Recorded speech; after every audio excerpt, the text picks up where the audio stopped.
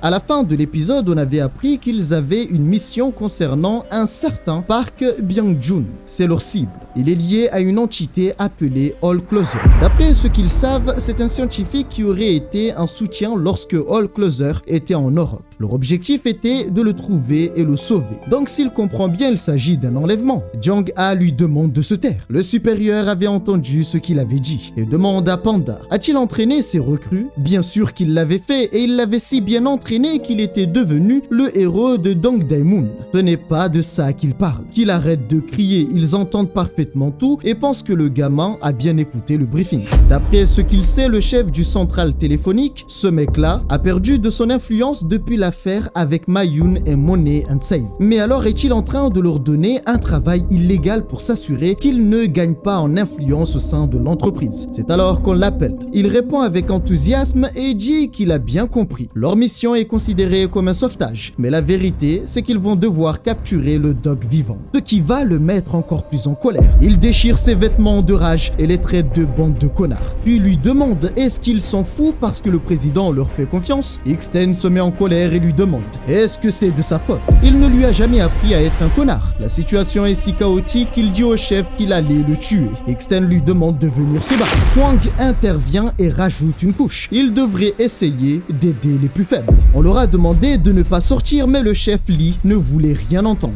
Il demande aussi à Kwang d'aller chercher les armes. Mais ce n'est pas le type d'arme habituel et il devra y aller avec Jong-ha. Alors il lui demande, parle-t-il des armes personnalisées? Eh bien non, ces armes-là, il pourra les acheter avec son argent. Dans ce cas, de quelles armes il parle? Y a-t-il d'autres armes à part les normales et les personnalisées? C'est alors qu'une femme lui dit, toi le sauveur de Dong Dae-moon, que fais-tu là? Cette femme se nomme Kang Chong-ga, ingénieur de Warim. À cet instant, Jong-ha lui demande de se présenter à cette femme et sans hésiter, il l'a fait. Elle a beaucoup entendu parler de lui et elle aimerait lui donner cette arme. C'est une lame faite en adamantium. C'est la meilleure qu'il pourra obtenir et qui n'est pas personnalisée. Elle l'a fabriquée exactement selon la commande, mais le client était furieux car d'après lui, l'arme consomme plus d'endurance. Il constate que l'arme est plutôt étrange. Elle est bien plus lourde que la normale. Ce n'est pas la meilleure chose, surtout pour une utilisation constante, mais il l'accepte et devra faire preuve de créativité en l'utilisant. C'est alors qu'elle lui pose une question. Fait-il de l'exercice? Car cette arme est plutôt lourde.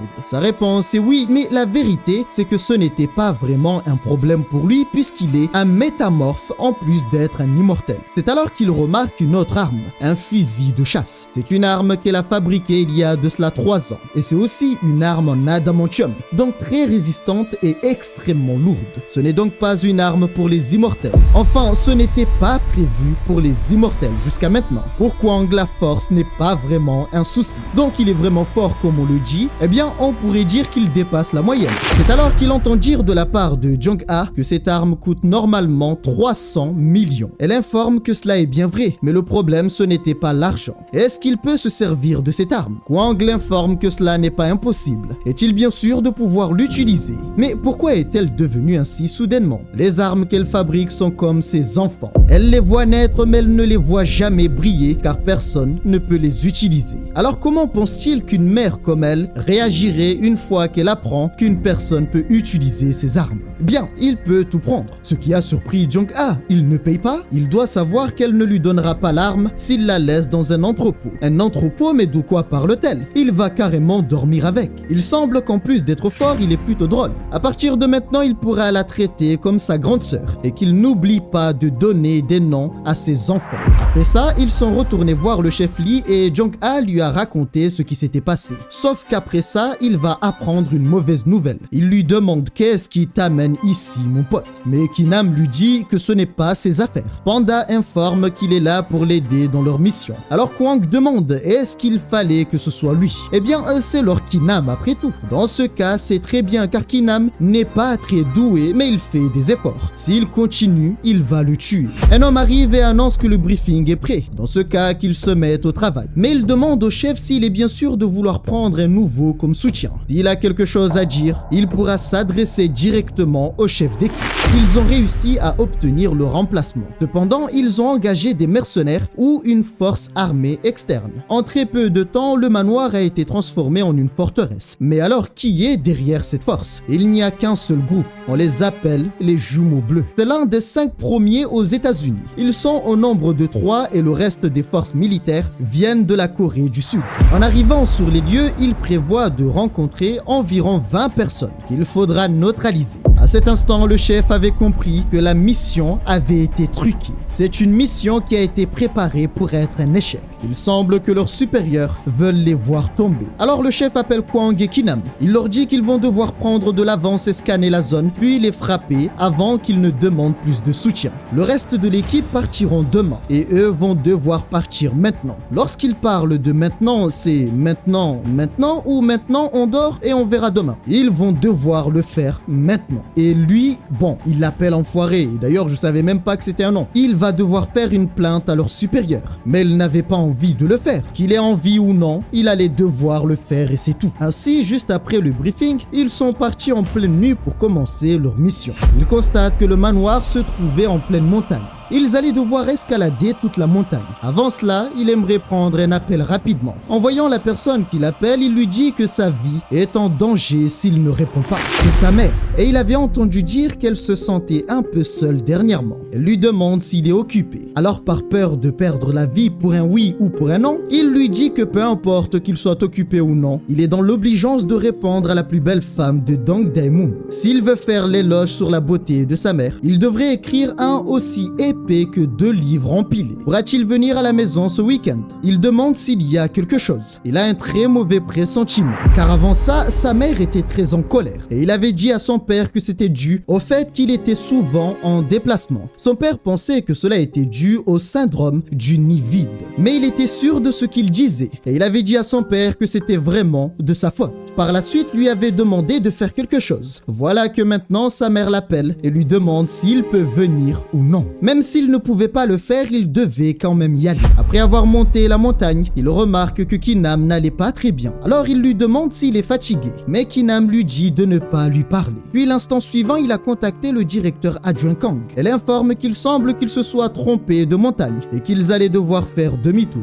Ce qui a surpris Ki-nam qui se demandait si c'était vrai. Ce n'était qu'une blague. Il comprend maintenant ce que ressent le chef Lee en sa présence. Qu'est-ce que cela veut dire? Il continue à analyser la zone. D'après ce qu'ils ont dit, ils étaient 20 au total. Mais en comptant ceux à l'intérieur, il pense qu'il y a bien plus de personnes. C'était bien plus que ce qu'une compagnie de mercenaires coréennes normale aurait. Il en déduit que ce docteur doit être riche. C'est alors que Ki-nam lui demande: a-t-il mémorisé le modèle? Il avait tout mémorisé. Dans ce cas, ils allaient surveiller la zone pendant 3 heures. En analysant la zone, ils constatent qu'il n'y avait qu'un seul chemin qui menait à la maison. Aux alentours, il n'y avait que des bois. Un sniper ne pourrait donc rien faire s'il se cache dans cette forêt. Il voit des hommes positionnés avec des mitrailleuses lourdes. Mais alors qui vise-t-il? Il semble ne pas viser le chemin principal, ce qui veut dire qu'il doit être piégé. Ils ont l'air de surveiller la crête, ce qui veut dire qu'un sniper d'élite est positionné dans cette direction. Donc en résumé, ils ont des snipers, des mitrailleuses, des mercenaires d'espèces spéciales, mais ils constatent que malgré tout cet équipement, toutes ces armes, leur position était nulle. Ce qui a surpris Ki-nam, qui lui demande veut-il rentrer dans l'équipe d'analyse. Après ça, Ki-nam est parti faire le rapport et a rapporté tout ce qu'avait dit Kwang.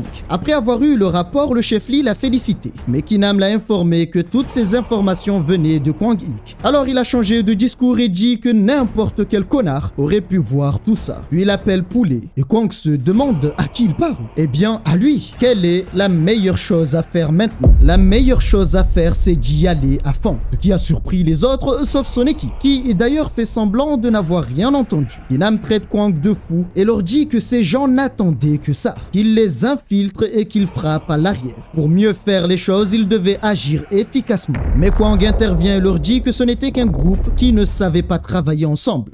Rien que 5 d'entre eux devraient pouvoir faire l'affaire. Le chef annonce qu'il est 4h45 et ils mettront en place leur plan d'exécution à 6h du matin. Ils devront se débarrasser des snipers et des mitrailleuses et ils entreront par l'avant en même temps. Concernant les snipers, il veut que le directeur adjoint Kang avec Ki-nam s'en occupe. Il fallait être silencieux et rapide. Concernant les mitrailleuses, c'est Jong-ha qui allait s'en charger. Mais qu'en est-il de lui? Il devra assurer la responsabilité de ce qu'il a dit. En d'autres termes, lui et le chef vont foncer par l'avant. Il a compris qu'il était foutu. En un instant, sans que personne n'ait pu voir, les 3 hommes qui tenaient les mitrailleuses ont été éliminés. À cet instant, un homme avait entendu du bruit sans comprendre ce qui se passait. D'un autre côté, 2 agents voient au loin 2 choses arriver à grande vitesse. L'un d'eux dit que ce n'est rien, le champ de mine allait s'en occuper. Mais il y a un souci, il n'explose pas. Ce qu'il ne savait pas, c'est que ces choses qui arrivaient étaient 2 bêtes sans scrupules. On demande à tout le monde de tirer, mais aucune balle ne touche la cible. Mais alors comment c'est possible qu'il soit capable d'esquiver les mines? Juste avant de commencer, le chef a voulu lui apprendre une compétence appelée la visualisation des signes de mauvais augure. Il n'avait pas vraiment compris c'était quoi et avait pensé que le chef voulait le maudire. À cet instant, sans explication, le chef a commencé à l'attaquer dans tous les sens. Alors il a essayé de comprendre. Pendant seulement un instant, il avait vu le signe de mauvais augure. C'est une compétence qui lui permet de voir les mines alors qu'elle était sous terre. En d'autres termes, son cerveau lui dit en avance qu'il y a danger et ne met pas ton pied par là. Ouais, nous sommes d'accord, c'est une compétence plutôt cheatée. En panique, les forces militaires ont décidé de faire exploser à distance l'une des mines. Après l'explosion, l'un des agents se demandait si c'était des humains qu'ils avaient vus ou des monstres. Un autre intervient et dit que ce n'était pas possible vu comment ils bougeaient. C'était peut-être des fantômes. Un 3e agent arrive quelques secondes après et demande combien étaient-ils. C'était seulement 2 hommes. A-t-il déclenché une clé mort pour seulement 2 gars? Il ne comprend pas ce qu'il veut dire. Ces mecs étaient bizarres. Après que la poussière se soit dissipée, un homme est apparu. Derrière lui, le chef Lee apparaît et lui dit « Vas-y poulet ». Il l'a utilisé comme bouclier. Alors il lui demande « Chef d'équipe Lee ». Puisqu'ils ont décidé d'allumer le feu, pourquoi ne pas les aider? La puissance de destruction est juste monstrueuse. Encore plus fou, la puissance est telle que le recul a bousillé son bras droit. Le chef se demandait si cette chose était vraiment un fusil de chasse. Comment peut-elle ressembler à un fusil et avoir la puissance d'un canon? Il n'était qu'un idiot. Mais Kwang lui dit que c'est décidé. Le nom de cette arme sera 4e batteur. À cet instant, d'autres hommes sont arrivés. Le chef lui demande ce qu'il raconte. Il est au sol là. Eh bien, c'était juste sa première utilisation. C'est alors qu'il commence à courir. Puis se retourne et lui dit « Connard, regarde derrière toi ». N'avait-il pas dit qu'il fallait les combattre de front? Oui, mais il n'avait pas dit qu'ils allaient suivre son plan. Mais alors pourquoi ils sont là? C'est pour mettre une cible. L'instant suivant est apparu une puissance. Kwang constate que ce mec vole et lance des attaques en même temps. Pendant qu'il se faisait attaquer, Kwang demande au chef pourquoi il dit toujours putain ou connard. Est-ce que c'est lié à son enfance? La seule chose qu'il lui dit, c'est est-ce qu'il est devenu fou? Le chef lui dit qu'il risque de mourir s'il continue comme ça. À cet instant, Kwang remarque quelque chose. L'homme a été frappé par une force externe. Il s'avère que c'est Jong-ha qui l'a éliminé. Pourtant, il lui avait dit que s'il continuait, il allait mourir. Kwang lui demande s'il y a un nom pour ce plan. Est-ce qu'il comprend l'anglais? Bien sûr. Alors ce sera enculé. Non, faut avouer quand même qu'il est très drôle. Le plan était de faire une prison invisible. Il fallait leur faire peur à tel point qu'ils ne pourraient pas oser sortir. Et ensuite, ils tueront ceux qui oseront sortir. Mais pourquoi ne pas les tuer tous en même temps? Il a commencé à le tabasser et lui dit que l'efficacité est la base de toute chose. Est-il un idiot ou une poule mouillée? Maintenant, ils allaient entrer dans leur territoire. Concernant cette arme, s'il veut l'utiliser correctement, qu'il tâche à garder la bonne posture à moins qu'il veuille encore se faire exploser le bras. Puis il lui a dit « Gamin, regarde bien ce que je vais faire ». Il allait passer en mode furtif. Alors que les gardes patrouillaient autour de la maison, l'un des agents a remarqué quelque chose. Il pensait que c'était juste le vent qui avait fait bouger les feuilles. Mais l'instant suivant est apparu le chef. L'homme est tombé par terre sans que son camarade ne l'ait remarqué. Le conseil qu'il a donné à Kwang Geek, c'est qu'il faut contrôler la quantité de bruit qu'ils font. Il faut savoir se cacher dans l'ombre et utiliser les angles morts de leurs adversaires. Ainsi, ils seront invisibles et pourront agir sans être vus. Pourquoi n'a-t-il pas vérifié les angles morts? Au même moment, à l'emplacement du sniper, ils ont trouvé des agents au sol. Il semble que ce soit 2 hommes. Cette personne s'appelle Zion. Il fait partie des mercenaires des jumeaux bleus. Un autre dit que c'est un pro qui a fait ça. Il se nomme Azer et il fait aussi partie des jumeaux bleus. Ils ont constaté qu'ils avaient 6 morts de leur côté et il semble que ces personnes soient venues avec un canon surpuissant. Dans ce cas, il va les faire courir dans les jupons de leur mère quand il les retrouvera. Pour le moment, ils vont se retirer. Au même moment, le chef lui donne une potion et lui demande de la prendre. Après l'avoir pris, il devra ouvrir la porte.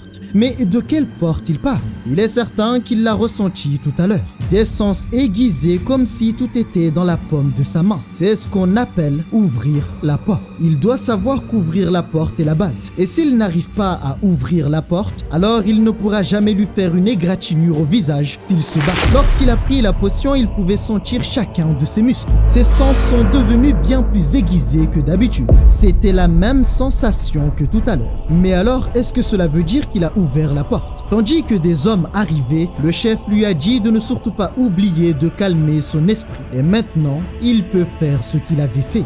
Arrivés, les deux hommes constatent que parmi les deux agents neutralisés, l'un d'eux s'était pissé dessus. Alors il se demande s'il avait vu un fantôme ou quelque chose du genre. C'est alors qu'apparaît une chose qui se déplaçait à grande vitesse. Il pouvait utiliser les barrières naturelles pour se cacher et se dissimuler dans les angles morts de ses ennemis. Par la suite, les assommer avant même qu'ils ne le voient. Tout cela est plutôt excitant. Alors il demande au chef d'équipe Lee, doit-il y aller maintenant pour tous les éliminer? Il avait ouvert la porte et lui demande pourquoi ne pas tous les tuer. Avec un large sourire sur son visage, le chef lui a pété les couilles. La douleur est telle qu'il a changé d'identité. Il n'est qu'un idiot qui cherche juste la baston. Le chef savait depuis longtemps que ce gamin était un monstre. En règle générale, pour ouvrir la porte, les sangs purs prennent 3 mois pour ouvrir la porte. Et lui, il l'a fait en seulement quelques minutes. Arrivés, les deux hommes ne comprennent pas. C'est quoi cette histoire? Avant de partir, Kwang a pris le temps de déchirer les vêtements de ces hommes et les pendre à l'envers sur un arbre. Maintenant, ils ne savent plus si c'est des pros ou des artistes. Soit c'est pour manifester leur puissance et leur montrer qu'ils sont faibles, soit ce sont des fous. On annonce que d'autres ont été capturés. Mais n'avait-il pas dit que c'était les meilleurs mercenaires de la Corée? Il semble que leurs hommes commencent à être terrifiés et pourraient tenter de prendre la fuite. Il fallait donc contrôler cette peur pour éviter le pire. Il demande aux hommes d'être prudents et de rester dans la forteresse. Sans autorisation, ils ne sont pas autorisés à sortir. Et s'ils vont à l'encontre de ses ordres, alors il leur coupera personnellement les membres. Depuis peu, ils ont constaté qu'il n'y avait plus de mouvement. Alors le chef propose de commencer la deuxième phase du plan. Mais Kwang lui demande pourquoi ouvrir la prison, ce qui avait énervé le chef Lee qui n'avait pas envie de lui répondre. Il a donc demandé à Jong-ha d'expliquer à cet idiot. Une prison visible ne fonctionne que sur les gars qui sont faibles. Pourquoi s'approche-t-elle autant? C'est du harcèlement sexuel là. Il doit savoir que l'essence même de la prison invisible est d'entretenir la peur. Donc ce qu'ils vont faire maintenant, c'est créer des situations de peur et par la suite les assommer un par un. Réduire doucement le nombre va créer des conflits internes et lorsque la panique va s'installer, elle sera si intense qu'ils n'arriveront pas à dormir après tout ce qu'ils auront fait. Kwang lui demande ce qu'ils vont faire maintenant. Mais ils n'écoutent pas cet abruti. Que doivent-ils faire une fois qu'ils auront peur? Ils vont les annihiler. Ainsi, il s'est pointé devant la maison avec un haut-parleur et leur dit « Mes chers amis, sortez de grâce ». Mais qu'ils sortent en rampant. Ils ne sont pas des fantômes. Ils constatent que personne ne sort. Eh bien, peut-être parce qu'ils sont américains. Donc ils devraient essayer l'anglais. Hi, motherfucker chicken boy. Ah, faut voir comment j'ai rigolé après avoir vu ça. Ce mec est beaucoup trop fou et le pire, c'est que c'est exactement ce qu'il a dit. Et attention, ce n'était pas le chef, mais Kwang. Si c'était le chef Lee, je vous laisse imaginer les dingueries qu'il aurait sorti. Ils ouvrent la porte et demandent.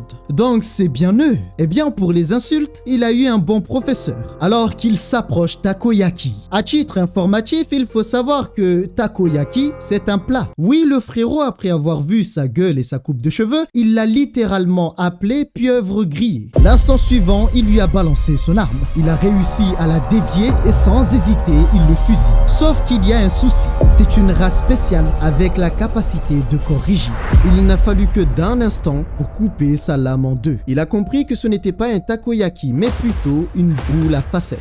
Il a décidé de l'attaquer de front. C'est allé très vite et sa main volait dans le ciel. Malgré cette défaite cuisante, il a voulu attaquer à nouveau. Alors il lui a pris la main gauche. Sauf que dans tout ça, il n'a pas été prudent, car dans cette main qu'il venait de couper, il y avait une grenade. Alors il lui dit qu'il allait mourir de façon misérable. Il semble être un sacré emmerdeur. Dans ce cas, il va jouer à son jeu, ce qui a provoqué une explosion et Kwang lui dit que c'est un home run. Il n'oubliera pas cette humiliation. Est-ce qu'il peut le répéter? Il n'a pas bien entendu. Il annonce qu'à partir de maintenant, les forces spéciales des Immortels vont prendre le relais. Si cela ne leur plaît pas, qu'ils viennent se mesurer à lui. Ils ont donc commencé à se rendre. Mais un homme leur dit d'arrêter de dire de la merde. S'ils ont été payés, qu'ils fassent leur travail. Ils devraient savoir que de nos jours, la main d'œuvre coûte cher. S'il faut encore un seul mouvement, il va les désintégrer. Il semble que cet ami aux yeux de laser a confiance en ses capacités. Mais de son côté aujourd'hui, il a suivi un entraînement assez bizarre. Avant ça, ils avaient capturé un homme qui leur avait dit qu'il obéissait simplement aux ordres et qu'il voulait qu'il l'épargne. Le chef Lee voulait l'utiliser. Il lui avait demandé d'assommer Kwang Ik et s'il y arrive, il allait le laisser partir. Cela avait surpris Kwang. C'est quoi ça? Avant de partir, le chef Lee lui avait dit d'utiliser toutes ses capacités pour battre Kwang. Et quant à Kwang Ik, il ne devait pas se défendre. Un homme ne devait pas fuir les choses et apprendre à se défendre. Fuir les problèmes n'est pas la chose à faire. Après avoir entendu ça, il a décidé de l'attaquer. Kwang ne pouvait rien faire à part esquiver car le chef Lee lui avait donné comme condition de ne pas se défendre. Mais alors comment éviter une chose qu'il ne pouvait voir? Cette situation lui a permis de comprendre ce que lui avait appris le chef. Il fallait agir au moment où la force était la plus intense. Cela permet d'anticiper et de faire face aux êtres qui possèdent des pouvoirs. Il ne comprend pas. Pourquoi n'arrive-t-il pas à l'atteindre? Une fumigène avait été jetée au sol. Il était impossible de savoir où était son adversaire.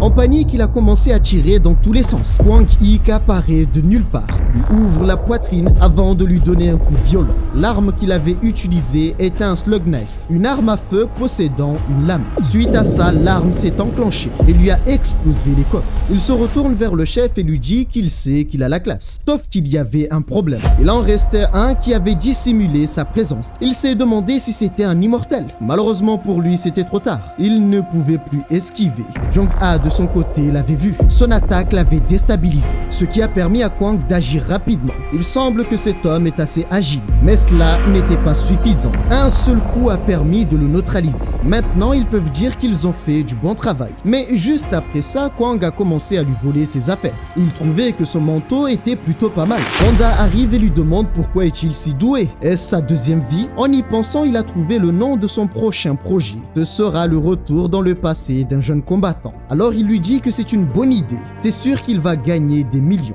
Cette fois-ci, le chef l'appelle écervelé et lui dit d'arrêter ses conneries. Kwang trouvait que cela était une belle promotion, car il est passé de novice à écervelé. Un homme arrive et leur demande de ne faire aucun mouvement. S'il tente quoi que ce soit, il appuie sur la gâchette.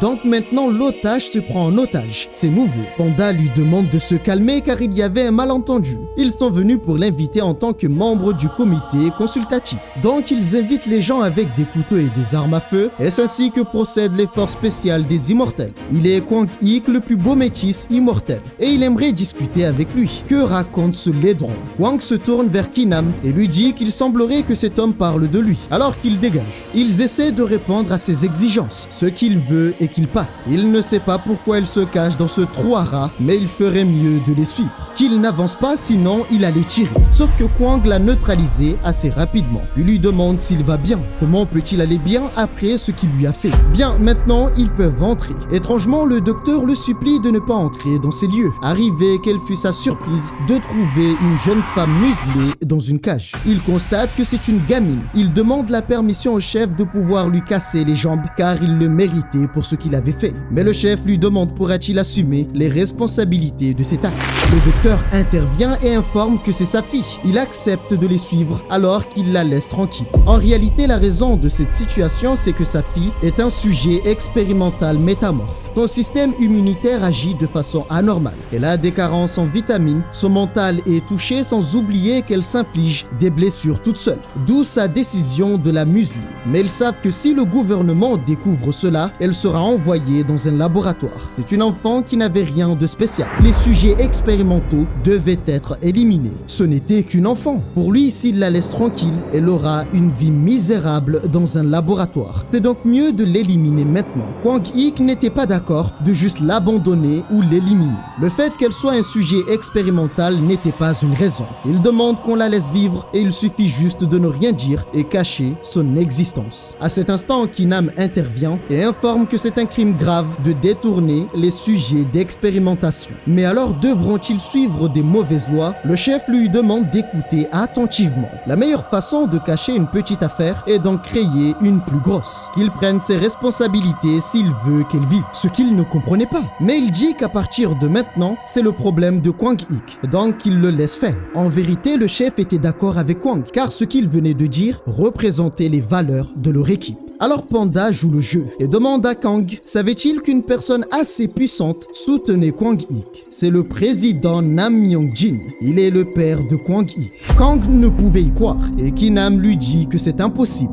Donc c'est ça la plus grosse affaire dont il parlait. Il suit lui aussi le jeu et dit que c'est bien vrai. Il est le fils de Nam Myong-jin. Panda en rajoute une couche en disant à leur avis pourquoi serait-il si bien protégé. Comme on dit, un mensonge sera cru si plusieurs personnes en parlent. Dans ce cas, il va faire un rapport au président Nam, mais on lui demande de garder le silence. C'est mieux de ne rien dire. Cette situation est plutôt compliquée, car maintenant reste à savoir qui va s'occuper d'elle. Le docteur dit que c'est lui puisque c'est sa fille, mais personne n'a confiance en lui. Panda lui dit que s'il la prend avec lui, d'ici 2 jours, on annoncera la découverte d'un cadavre. Ils parleront du danger des sujets expérimentaux, et ils diront qu'il y en avait un en liberté. Il faudrait une personne qui serait capable de la contrôler avec la force et lui apprendre les bonnes manières, parler et tout le reste. Une personne qui se fout qu'elle soit un sujet expérimental. En gros, Mère Teresa métamorphe. Tout ça lui donnait des sueurs froides, car ces 2 mots ne vont pas ensemble. Il a l'impression que cela lui était familier. Cela représentait exactement sa mère. Vu que sa mère lui avait dit de passer à la maison, il est arrivé avec la fille sur son épaule. Et arrivé, il appelle sa mère Mère Teresa. Je suis de retour. Est-ce qu'il veut bien lui expliquer qui est cette fille avant qu'elle ne le tue? Son professeur intervient et dit qu'il semble qu'elle soit grand-mère. Vu que sa mère se sentait très seule dernièrement, avoir une fille serait une bonne chose. Il lui dit simplement qu'il l'a trouvée dans la rue et il voulait l'amener au commissariat. C'est là qu'il s'est pris une droite. Le sédatif ne l'affectait plus. Et Kwang leur dit que c'est la raison pour laquelle il ne peut pas la ramener dans un poste de police. Elle comprend mieux maintenant. La jeune femme a commencé à trembler à la vue de l'aura de 2 bêtes féroces. Cela est si grave qu'elle se demande si elle est en sécurité dans ces lieux. En un instant, elle est devenue docile et ne montrait aucune forme d'agressivité. Alors, et si elle commençait par un bain ou peut-être manger? Après la douche, elle avait complètement changé et ressemblait à une personne présentable. Elle constate qu'elle est métisse et s'est éveillée il y a de cela 6 mois. Son amie s'est mise en colère car il semble qu'elle avait été abandonnée. Pourquoi faire des enfants si c'est pour les abandonner? Kwang demande à sa mère s'il n'était pas nécessaire d'en parler avec son père avant. Mais elle lui demande veut-il vivre avec son père ou avec elle? Il part donc voir sa professeure et lui demande n'était-elle pas propriétaire d'un immeuble? Pourquoi ne pas lui donner un logement? Elle ne fait pas de Airbnb. Voilà, son déjeuner est maintenant prêt. Elle a voulu se jeter dessus, mais elle la chope par les cheveux et lui dit qu'ici, on mange avec des couverts. Et on n'oublie pas de bien mâcher. Pour conclure, elle a lâché une petite larme. Ça, c'est la raison pour laquelle il a pensé directement à sa mère. C'est un mélange de haine et d'amour. D'ailleurs, le chef d'équipe a reçu le rapport. D'après ce qu'il lit, il s'est occupé d'une dizaine de mercenaires. 3 mercenaires des jumeaux bleus qui font partie des mieux classés. D'ailleurs, ils font payer leur service au minimum 70 000 €. Ils peuvent faire tout ça seuls, alors que cela ne fait même pas 1 an qu'il est là. Tout cela semblait étrange pour lui, car il excellait dans tous les domaines, sauf qu'au moment du recrutement, personne ne l'avait remarqué. Et on pensait même qu'il ne servait à rien, qu'il était ordinaire. Il était en train d'évoluer quel que soit son talent. La différence entre ses débuts et maintenant est énorme. À cause de lui, sa position dans l'entreprise est devenue moins importante. Il ne peut même plus truquer les évaluations selon ses intérêts. Tout cela à cause d'un gamin. Étant obligé de noter désormais en étant neutre, il lui donne une note hors norme.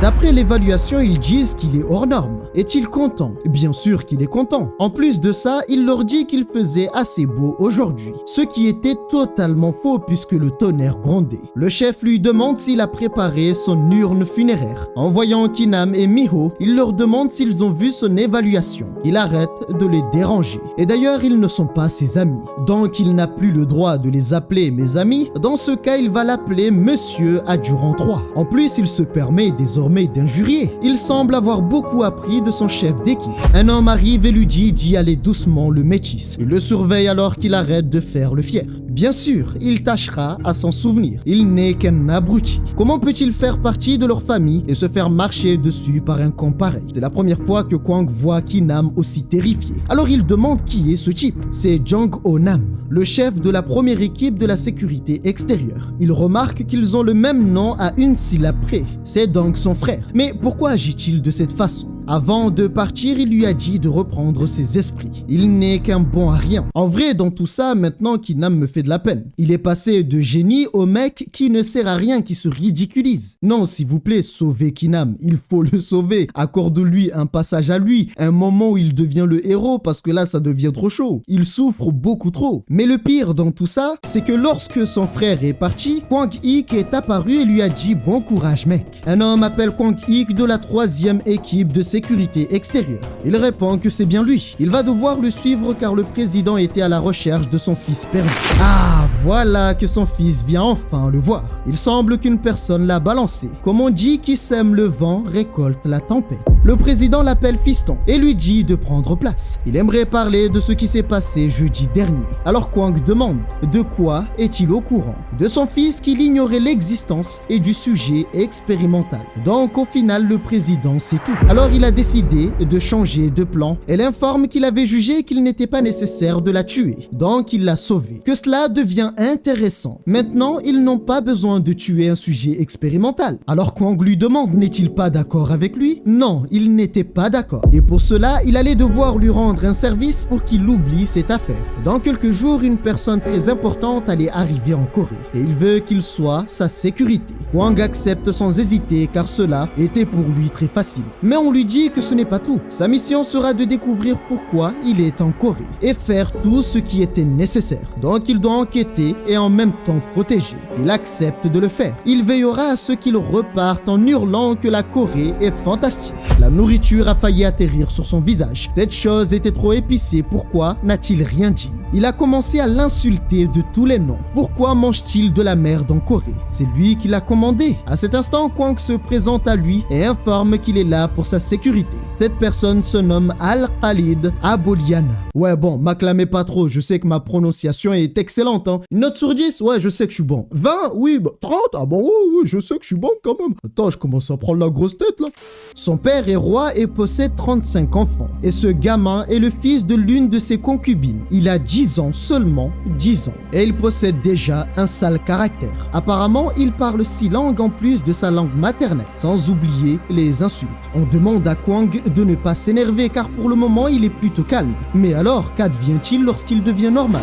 Il veut savoir ce qu'il fait ici, il va devoir se rapprocher de lui. Même s'il trouve que c'est une erreur de devenir ami avec ce gamin de 10 ans. Il allait devoir changer son plan. En passant du temps avec eux, il a appris que le noir s'appelle Robert. C'est un immortel appelé aussi l'ours noir. Et lorsqu'il gagne un bras de fer, il est assez fier. Et dans tout ce qu'il fait, il ne cesse de montrer ses biceps. D'ailleurs, c'est le premier avec qui il s'est bien entendu et ont sympathisé rapidement après une séance de sport musclé. Le deuxième porte le nom de Joy, appelé aussi le beau gosse du Moyen-Orient. C'est un télépathe. Il possède la capacité d'augmenter la température d'une partie de son corps en seulement quelques millisecondes. Son contrôle est assez remarquable et il sait que si cet homme faisait partie de l'association, il serait un haut placé à l'heure actuelle. Il est serviable et aime s'amuser. Il lui a donc appris à jouer au Godori et ainsi ils se sont rapprochés. Parmi eux, il y a une certaine Eva, la métamorphe qui est obsédée par la propreté. En plus d'être magnifique, son corps est parfait. sans oublier qu'elle est beaucoup trop tactile. À chaque fois qu'il y a un contact physique, le prince devient jaloux. Toutefois, lorsqu'il s'agit de protéger le prince, ils sont du même côté et étrangement, il a l'impression qu'elle se méfie de lui. Alors dans tout ça, il ne faut pas oublier Daniel le voyou. C'est un télépathe qui jusqu'à maintenant a réussi à cacher ses capacités. La seule chose qu'il trouve juste, c'est que le nom de voyou lui va très bien. Impossible de parler avec lui et même s'il plaisante, on dirait qu'il veut t'éliminer. C'est un beau gosse physiquement, cependant, il lui rappelle un autre beau gosse pas très social. Et c'est ainsi que le temps est passé. 3 jours, 4 jours, 5 jours, il est devenu limite un babysitter qui répond aux demandes du prince. La veille du 6e jour, le jeune prince lui a demandé de chanter une berceuse. Cela a commencé à être trop pour lui. Alors il se dit à lui-même que c'était de sa faute. Il aurait dû naître prince. Étant donné qu'il n'avait pas le choix, il a décidé de lui chanter cette berceuse. Ainsi, il lui a chanté la berceuse et avec le temps, il s'est endormi. Il ne pouvait pas encore partir car il devait attendre qu'il s'endort profondément. C'est là qu'il a remarqué quelque chose. Le petit prince était en train de pleurer. Le jour suivant, il n'y a aucun changement, si ce n'est le fait que ses accompagnateurs ne cessent de se disputer. Et alors qu'ils se disputaient, il était là et semblait effrayé. Robert essaye de calmer Daniel et le gamin ne comprenait pas ce qui se passait. Kwang de son côté ne faisait qu'observer. Les conflits ne le concernaient pas et intervenir n'était pas dans son intérêt. Après la dispute, Eva a décidé de partir car tout ça commençait à l'énerver. Et après tout ça, le silence est revenu laissant Kwang seul face au jeune prince. En panique, il lui demande s'il a perdu la tête. Cela ne l'affecte pas. En revanche, il aimerait lui demander quelque chose.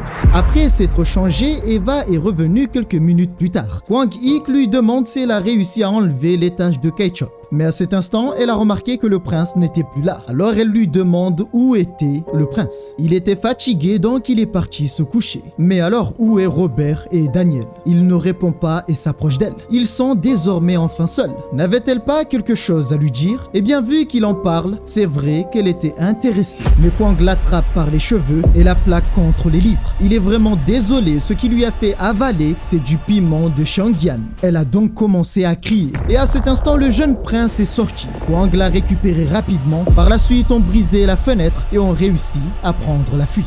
Les secondes qui ont suivi, les autres sont arrivés et demandent ce qui se passe. Eva était dans une colère noire. Joy récupère le talkie-walkie, contacte le service de sécurité et informe qu'il fallait rassembler tout le monde. Ils étaient en état d'alerte. Le prince avait été kidnappé. De l'autre côté, le chef Li était parti rencontrer le président Nam. Pour lui, Kwang allait se débrouiller pour sa mission. Le président Nam laisse entendre qu'il pourrait l'aider à progresser rapidement au sein de l'entreprise, afin qu'il soit rapidement au sommet. De toute façon, c'est son poulain depuis le début de la journée d'orientation. Cette mission qu'il lui a donnée peut être considérée comme une sanction, voire des vacances ou même une récompense. Le but est de lui apprendre la patience et en même temps le punir concernant l'affaire avec le sujet expérimental. De ce qu'il sait, il a déjà escorté ce prince. C'est bien vrai, de son côté, cela a été difficile. C'est alors qu'un homme arrive en urgence. Il annonce que Yu Kwang-ik a kidnappé le jeune prince. Rien de tout cela n'était prévu. Mais alors, pourquoi il a fait ça? Eh bien, Kwang de son côté avait remarqué que ce gamin semblait troublé et anxieux. Depuis son arrivée, ses jambes n'ont cessé de trembler. Lorsqu'il s'est endormi, il s'est mis à pleurer durant son sommeil. Donc il a commencé pendant ces quelques jours avec eux à enquêter secrètement pour comprendre. Le but était de comprendre c'était qui ces gens. Cela lui a permis d'apprendre beaucoup de choses. Ces gens n'étaient pas de simples gardes. Celle appelée Eva la métamorphe est surnommée la harceleuse. C'est une ancienne mercenaire britannique et on dit qu'une fois qu'elle attrape l'ennemi, elle le poursuit jusqu'en enfer. Joy porte le nom de la torture. C'est un soldat de la garde royale et ce mec est obsédé par la torture. Il aime brûler ses proies jusqu'à leur mort. Robert l'immortel porte aussi le nom de Moulin à parole. C'est un ancien soldat de la garde royale et en cherchant il a appris que c'était un expert pour le lancer de javelot. Sans oublier Daniel le télépathe. C'est aussi un ancien soldat de la garde royale. Sa capacité est l'isolement spatial. Ils étaient tous différents mais travaillaient pour la même personne, Al Dreyer Denoy, probablement la future héritière de leur royaume. C'est aussi la grande sœur du petit prince de 10 ans. Avec tout ça, il a compris que le prince était en Corée du Sud pour y être assassiné. C'est pourquoi, juste avant ça, il avait voulu lui poser une question. Lorsqu'il avait voulu discuter avec lui, effrayé, le jeune prince avait voulu savoir ce qu'il manipulait. manigancé. Il l'avait informé savoir pourquoi il était là. Et il n'avait pas le temps, il fallait agir rapidement. Alors il lui a demandé, voulait-il vivre ou non? Le jeune prince lui avait dit qu'il ne voulait pas mourir. Il lui avait annoncé que Lu Kuang-ik, membre des forces spéciales des Immortels, était désormais en mission pour sauver le jeune prince. Voilà comment il s'est retrouvé dans une telle situation. Et durant cette fuite, le jeune prince a voulu savoir comment avait-il su pourquoi il était en Corée. En réalité, cela était assez simple. Il a un pote qui s'appelle Monsieur Kang et c'est lui qui l'avait aidé à trouver les informations. Maintenant, il fallait réfléchir concernant la suite. Le chef Lee l'a appelé et l'a traité de taré. Il a pris cette décision parce que le prince était en danger. Est-il devenu fou? Il a enlevé le prince. Et s'il était menacé comme il le dit, il aurait dû parler aux personnes qui s'occupaient de lui. Le problème, c'est que c'est eux la menace. Est-il bien sûr de cela? En réalité, pas vraiment. Il est à moitié sûr. Il commence vraiment à lui taper sur le système. Comment peut-il prendre une telle décision sans en être totalement sûr? Il lui demande de ne contacter personne et rester où il est. Mais alors qu'en est-il des renforts? Il a kidnappé le prince et il pense en plus de ça recevoir des renforts. Veut-il créer une crise internationale? Maintenant qu'il le dit, il comprend mieux les choses. S'il se fait prendre, il sera mort. Pour cela, il n'avait pas à s'en faire, car plus jeune, il était le maître en cache-cache. C'est alors qu'il remarque quelque chose. Pour une raison qu'il ignorait, Eva les avait trouvés. Alors il demande au jeune prince, est-ce qu'il avait un traceur? Il en avait un et cela était obligatoire pour les membres de la royauté. Il aurait pu le dire plus tôt. Dans tout ça, Eva n'était pas vraiment folle de rage parce qu'il avait kidnappé le jeune prince. Elle était en colère parce qu'il l'avait trompée et a joué avec ses sentiments. Il reconnaît qu'elle est belle, mais il déteste les femmes obsédées. Ce qui l'a mis encore plus en colère. Un homme arrive et lui dit qu'il ne faut pas garder ses distances lorsqu'on combat un métamorphe. Un autre dit qu'ils auraient dû le tuer depuis le début. Concernant le garçon, ils sauront toujours où il est car il est impossible de retirer le GPS sur lui. S'il se laisse faire, il ne lui fera aucun mal, alors qu'il rend le jeune prince. Il sait très bien qu'il compte le torturer s'il se rend. N'est-il pas d'accord? La torture? Comment l'a-t-il su? Alors que Eva s'est jetée sur lui, il a esquivé avant de lui ouvrir le ventre avec une lame. Lorsqu'elle a voulu contre-attaquer, elle constate qu'il disposait d'une barrière. L'instant suivant, elle s'est retrouvée allongée par terre et il savait qu'elle n'était pas prête de se relever. Puis il demande à Robert de l'écouter attentivement. Il est possible de battre un métamorphe s'il dévoile son point faible. Et cela, peu importe la distance. Robert ne pouvait pas croire qu'il avait mis Eva KO en un instant. Il semble qu'il l'ait sous-estimé. Il l'admet, mais par contre, il ne pourra pas le réchapper. Avant de commencer, il aimerait se mettre en condition. Il dit au jeune prince de ne surtout pas perdre ce manteau. Bien, maintenant, ils peuvent commencer la danse. Et comme on dit à la 1, à la 2, allez salut, on se revoit la prochaine fois. Ils ont donc commencé à le fusiller. Les balles ne lui faisaient rien car il portait des vêtements super développés qui résistaient aux balles. Il fallait l'isoler rapidement. C'est alors qu'il s'arrête et demande au jeune prince de bien regarder le mur devant lui. Depuis petit, sa mère lui répète une chose. S'il n'y a pas de route, alors il suffit d'en créer. Un seul coup a ouvert le mur. Quel genre d'immortel avait autant de force? À cet instant, il demande au prince de courir. Apparaît derrière lui Robert. La lance avait pris direction vers le jeune prince et malheureusement, elle avait touché sa cible. Kuang était intervenu pour arrêter cette lance. Donc, les balles ne passent pas, mais la lance passe. Exactement, ouais. T'es bien renseigné, toi. Bon, en vrai, ça peut être logique et il peut y avoir qu'une seule réponse logique à cela. Il faut savoir qu'il existe de nombreux matériaux qui viennent de l'autre monde, comme par exemple l'adamantium. Il se peut que cette lance soit faite en adamantium ou avec d'autres matériaux. Et certes, son gilet résiste aux balles, mais n'oublions pas que ce sont des balles normales. Si c'était des balles plus développées, elle aurait pu traverser le gilet. Le jeune prince effrayé lui demande s'il va bien. Il lui promet que quoi qu'il arrive, il va le sauver. Depuis jeune, le jeune prince avait compris qu'on voulait le tuer. Son père est devenu stérile après sa naissance et les gens l'ont surnommé le dernier prince. Cependant, depuis sa naissance, tout le monde le déteste. Croit-il qu'il mérite d'être vivant? Il se fait remarquer, il devrait rester dans l'ombre. Il mérite de mourir. Ce sont les remarques venant de ses frères liés par le sang et de tous les habitants du royaume superpuissant. Tout cela parce que sa mère était de trop basse naissance et que ses capacités n'étaient pas évoluées. Malgré tout cela, il est tout de même resté vivant. Et Tout cela grâce à l'amour de son père. Mais même avec le soutien de son père, tous ceux qui sont restés à ses côtés mourraient tragiquement sans raison. Les gens disaient la même chose. C'est toi le responsable. Tu les as tués. Bon à rien. Assassin ou encore, tu ne mérites pas de vivre. Meurs. Lorsque son père s'est affaibli et qu'il ne pouvait plus le protéger, il a compris à ce moment-là que sa mort était proche. Encore pire, il s'est lui-même persuadé que s'il mourait, tout serait fini. Il pensait que sa dernière mission serait une mort honorable. C'est pourquoi il est venu en Corée du Sud. C'est la première fois que le jeune prince rencontre un type comme lui. Et dès qu'il l'a rencontré, tout avait changé. Il l'a vu risquer sa vie pour le sauver et lui a donné de l'espoir comme il n'en avait jamais eu. Maintenant, il veut vivre. Kwang lui demande s'il va bien, s'il avait la nausée. Il aimerait savoir si cela n'est pas dangereux de rester là, car dans tous les cas, ils savent où il se trouve grâce aux traceurs. Il informe le jeune prince avoir réfléchi à une stratégie. À cet instant, le jeune prince lui remercie et lui dit avec beaucoup de timidité qu'il avait confiance en lui. Pourra-t-il rester seul pendant quelque temps? Est-il devenu fou? Seul dans cette forêt? Quelle est la chose la plus importante lorsqu'on chasse? Les fusils, les pièges ou encore les chiens de chasse? En réalité, rien de tout cela. La chose la plus importante, c'est l'appât. Et lui qui pensait pouvoir lui faire confiance. Quel enfoiré de l'avoir abandonné dans un endroit aussi sombre. Sa localisation avait été confirmée.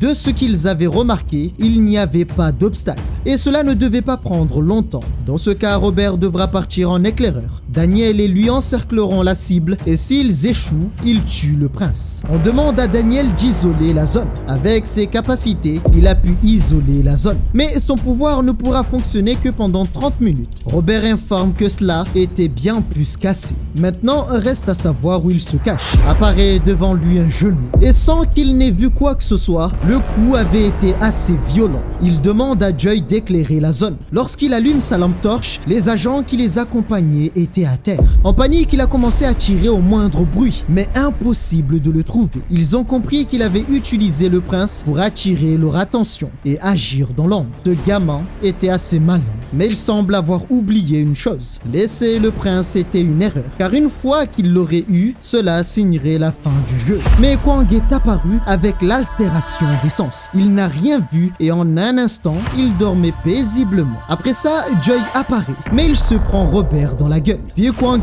Ik lui demande, vient-il se joindre à eux? Aime-t-il les virées nocturnes? Arrivés, les renforts sont assez surpris. Une personne avait utilisé le pouvoir de l'isolement spatial et cela à grande échelle. Kang savait qu'il ne pouvait pas s'enfuir facilement, mais cela est assez surprenant. Doivent-ils percer le dôme? Le chef Lee refuse et leur demande d'attendre. Un autre homme arrive et demande pourquoi attendre. Ils sont venus pour arrêter Kwang Ik le plus vite possible. N'a-t-il jamais fait face à une personne utilisant l'isolement spatial? Sait-il comment la percer? S'il force, cela va réagir de l'intérieur et cela pourrait obliger le ravisseur à tuer le jeune prince. Pourra-t-il l'assumer? Une autre personne informe que cette décision implique une grande responsabilité, mais ils devraient savoir qu'ils ne peuvent pas fermer les yeux cette fois-ci. Il avait dit à Kwang Ik qu'il ne pouvait pas changer la matrice. Au lieu de la casser, il en a fait de la poudre. Ce gamin est extraordinaire. Le jeune prince en colère lui demande pourquoi l'avoir laissé seul. Mais alors a-t-il pleuré? En larmes, il dit jamais de la vie. Il aimerait lui demander quelque chose. Pourquoi il se bat? N'a-t-il pas peur des conséquences? Cela ne lui faisait pas peur car il pouvait y arriver. A-t-il perdu la tête? Pense-t-il pouvoir gérer les 4 qui le surveillaient? Eh bien, cela était un peu compliqué. Mais alors, qu'est-ce qui est simple? Créer une situation. Il suffit d'attirer le loup et ensuite l'abattre. N'est-ce pas simple? Le jeune prince ne savait pas s'il était intelligent ou juste un fou. Alors avant qu'il ne parte, il lui demande de rester en vie et de ne pas l'abandonner. Après ça, il est parti chasser sa proie. Joy lui demande de sortir de sa cachette. Il est apparu derrière lui, mais cela n'avait pas marché. Il n'était pas aussi inattentif que ses autres camarades. Donc il observait les alentours. A-t-il agi tel un fou pour l'attirer? Tout le monde croit que les télépathes sont nuls en combat rapproché. Mais il devrait savoir qu'il n'est pas le seul à être malin. Ne dit-on pas que les immortels sont sensibles aux brûlures? Il préfère lui présenter ses excuses dès le début, car il n'est pas seulement immortel. Joy n'avait pas écouté son avertissement. Il a donc voulu l'atteindre, tout en misant sur son pouvoir. Mais impossible de l'atteindre. Il reconnaît qu'il était bien meilleur qu'Eva. Kwang de son côté ne faisait qu'observer. Il avait vu une brèche, mais il remarque que sa peau chauffe. S'il l'avait frappé, il aurait brûlé. Dans ce cas, il utilise une autre méthode. Il suffit de le perturber avant d'agir rapidement. rapidement. Il a encore une fois utilisé la Slug Knife et il ne l'a pas retirée avant de reculer. Puis il lui dit qu'il ne devrait pas toucher à ce truc. Mais encore une fois, il ne l'a pas écouté. Lorsqu'il a voulu retirer l'arme, en utilisant son pouvoir, l'arme a explosé. Lui qui pensait qu'il était malin, voilà qu'il se blesse gravement en explosant des balles. Son cou et son torse avaient été explosés. Il essaie tant bien que mal de cautériser la plaie avec la chaleur. Mais l'instant suivant, avec les dégâts qui ont été assez importants, il s'est effondré devant lui. Il était mort. Il n'a suffi que d'un instant pour commettre son premier meurtre. Car oui, jusqu'à maintenant, la majorité des personnes contre qui il s'est battu, c'était des immortels. Ce qui fait que même s'il leur arrachait un œil, ça repoussait. Un bras repousse aussi. Surtout que la médecine actuelle permet de tout guérir, même les blessures mortelles. Et lors de ses précédents combats, il a certes blessé des gens, arraché des membres, mais ces derniers, grâce à la médecine, avaient pu récupérer leurs membres perdus et guérir. Cependant, une fois qu'une personne meurt instantanément, on ne peut plus le ramener. Les immortels développent leur capacité et deviennent avec cet entraînement cruel et insensible à la douleur. Il en fait partie. Et à cet instant, il se demandait, est-ce ce que l'on ressent lorsqu'on tue une personne? Il se sentait très mal, mais il savait qu'il avait décidé de vivre cette vie. Cela allait certainement se reproduire dans le futur. Alors, il devait apprendre à l'accepter. Arrivé, l'équipe restante constate que Joy était mort. Kwang les supplie de ne surtout pas sauter sur lui, car à l'heure actuelle, il n'était pas de bonne humeur. Il est simplement là pour protéger le prince. L'instant suivant, il était allongé par terre. Qu'ils déposent leurs armes et qu'ils mettent les mains en l'air. Une personne arrive et pointe son arme sur lui et lui dit qu'il était en état d'arrestation pour l'enlèvement du prince du royaume super puissant. Kwang appelle le chef Li, mais ce dernier lui dit qu'il n'est qu'un simple salarié. S'ils veulent le prince, il est de l'autre côté bien vivant. Il ne devrait pas les prendre pour des cons et ses camarades lui ont fait le signe de se rendre. Alors normalement, l'histoire devrait être finie une fois que le prince aurait témoigné. Mais les choses ont rapidement changé. En un instant, il a été emprisonné. Durant l'interrogatoire, ne comprenant pas, il a demandé ce que cela voulait dire. Ils ont la confirmation que le prince est vivant. Cependant, après l'événement, il est parti. Kwang ne comprenait pas. Parti, mais où? Et lui dans l'histoire? Le jugement sera fait en interne. Cette saleté de prince l'avait laissé tomber. Le sous-directeur de l'équipe d'analyse, Jo Myung-tae, a eu un rapport concernant cette affaire. De ce qu'il sait, il a envoyé un métamorphe au tapis, brisé le cou d'un immortel et tué l'un des deux télépathes. Alors on lui demande si ce gamin n'était pas avec eux et est-ce que c'était lui l'homme appelé le fantôme. Mais il informe que ce n'était pas ce gamin, car l'homme qui porte le nom du fantôme, c'est le chef Li. Mais alors était-ce l'homme appelé Mille Visages? C'est un homme dont personne ne connaît l'identité et c'est l'arme secrète du gouvernement. Alors pirate, je crois que je sais qui est cette personne. Ça ne peut qu'être le père de Kwang. Depuis le début de cette histoire, je trouvais que son père était trop bizarre. Il part pendant longtemps pour des missions pour le gouvernement sans donner aucune nouvelle. En réalité, on ne sait même pas c'est quoi exactement son travail. Et petite parenthèse, rappelez-vous, le jour de la fin dans le camp d'entraînement, lorsque le président Nam est arrivé, il savait exactement qui était Kwang. Et n'oublions pas que ça n'avait aucun sens à ce moment-là qu'il ait connaissance de l'existence de Kwang. Car Kwang à ce moment-là avait caché ses capacités et lors de l'épreuve, il avait eu des résultats catastrophiques. Ce qui veut dire qu'en temps normal, il devrait être considéré comme étant un mec basique, un mec normal. Pourtant, lorsque le président Nam est arrivé, il lui a même fait un clin d'œil. En mode, t'inquiète, je sais qui est ton daron. Les gars, moi je vois que ça comme possibilité. Et sans oublier que au début de l'histoire, son père a précisé qu'il avait le sang pur. C'est au moment où il pensait que son fils était normal, voire même faible. En plus de ça, il trouvait cela étrange que son fils soit faible avec son sang. Et il avait même appuyé sur le fait qu'il avait un sang pur et très fort. Pour rappel, les immortels avec un sang pur sont bien plus développés. Et en plus de tout ça, n'oublions pas qu'il a en quelque sorte obligé son fils Kwang à rejoindre l'entreprise Warim, tout en lui demandant de ne pas dire qui il était, surtout s'il venait à faire de la merde. Non, franchement, pour ma part, c'est sûr que c'est lui. Après, c'est pas une certitude, hein, ça se peut que c'est un autre immortel, mais pour moi, c'est lui. Je parie tout sur lui. De toute façon, nous allons certainement le découvrir un peu plus tard. Ils savent que ce n'est pas Kwang la personne qui porte le nom de Mille Visages. Mais alors, qui est ce gamin? À la base, l'étoile montante, c'était Kinam. Lorsque Kinam a vu qu'on l'observait, il lui a dit que si on lui donne la chance, il montrera ce qu'il vaut. Il savait que lui non plus n'était pas normal. Alors il a commencé à se questionner. Qui sont les parents de Kwang Yi?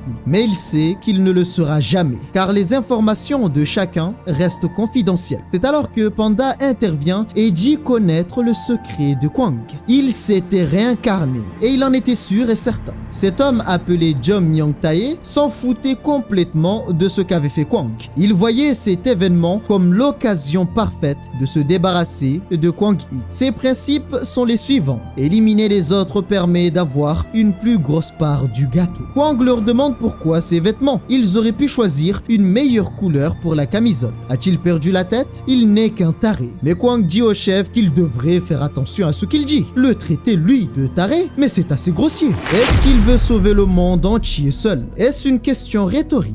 Il devrait arrêter de faire le malin avec lui. Alors oui, il veut sauver tout le monde. Mais il se prend pour qui? Il sait qu'il n'est pas stupide à ce point. Un simple rapport et il aurait pu rentrer tranquillement, mais alors, pourquoi a-t-il fait ça? À quoi il s'attendait? Cela dépasse de loin ses prévisions. Et tout ce qu'il voit fait partie de son monde. Dans sa première mission, on lui avait demandé de rentrer sans se soucier des dégâts collatéraux. S'il avait décidé de partir, beaucoup auraient perdu la vie. Mais heureusement, il ne l'avait pas fait. Dans son deuxième portail, il s'est donné corps et âme pour sauver les autres. Il voulait tuer la fille du professeur Park parce qu'elle était un sujet expérimental. Mais alors, concernant le prince, devrait-il le laisser mourir? Ce n'était juste qu'un gamin de 10 ans. Et protéger une personne dans le besoin fait partie de son monde.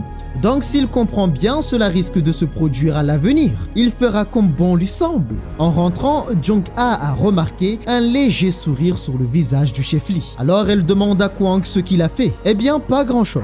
Après ça, le procès interne concernant Yu Kwang-ik allait pouvoir commencer. Il allait être jugé pour meurtre, prise d'initiative sans rapport préalable et enlèvement. Mais Kwang intervient et dit qu'il y avait erreur. Jamais il n'a enlevé le prince. Il l'a simplement mis à l'abri. Si cela était vrai, alors il aurait témoigné avant de partir. Donc ils annoncent encore une fois les faits. Il a tué un garde du corps et enlevé le prince. Ce sont les faits. Et ils n'ont aucune raison de le garder dans l'entreprise. Cet homme est le directeur Kim Dong-cheol. On lui demande pourquoi a-t-il fait cela. Le prince lui avait dit qu'il ne voulait pas mourir. Donc il reconnaît avoir tué le garde du corps. Cela peut être considéré comme étant un accident, car il essayait simplement de protéger le jeune prince. Mais alors pourquoi n'a-t-il pas fait de rapport? Il n'avait pas le temps. Pourtant, il a eu le temps de contacter Wimo. À cet instant, il avait besoin d'informations, c'est pourquoi il l'a contacté. Mais alors pourquoi, après avoir obtenu ces informations, il ne les a pas contactées directement? Kwang voulait lui en coller une car il ne faisait que crier.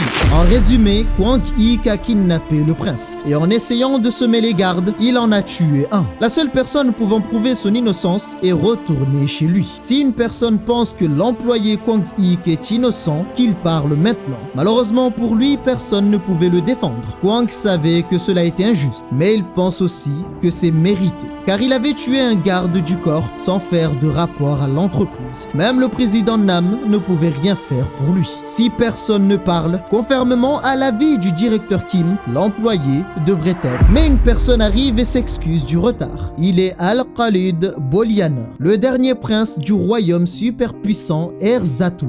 Le garde qui l'accompagnait se présente comme étant le garde chargé de son Altesse. Il allait interpréter les paroles de son Altesse. Donc, de ce qu'il comprend, ils ont dit qu'il était le coupable. Mais alors, de quel crime est-il accusé? De ce qu'ils savent, il a été enlevé. Ce n'est que foutaise. Cet homme appelé Joy, tué par Monsieur Yu Kwang-ik, était un tueur en série et un traître recherché par le royaume. Les deux autres hommes neutralisés par Kwang-ik sont également des criminels qui se sont fait passer pour des gardes du corps. Et si Kwang-ik n'avait pas été là, il ne serait plus de ce monde. Alors comment peuvent-ils expliquer qu'au lieu de le récompenser, on le punit? Veulent-ils faire face à son compte rendu qui sera donné à son royaume? C'est alors que Kwang intervient et dit que s'il le veut bien, il va doit interpréter ses paroles. T'es qu'un enfoiré. Étant donné que Monsieur Yu avait sauvé une personne de leur royaume, ils allaient faire une demande officieuse. Il souhaite qu'il ne soit accusé d'aucun crime et en contrepartie,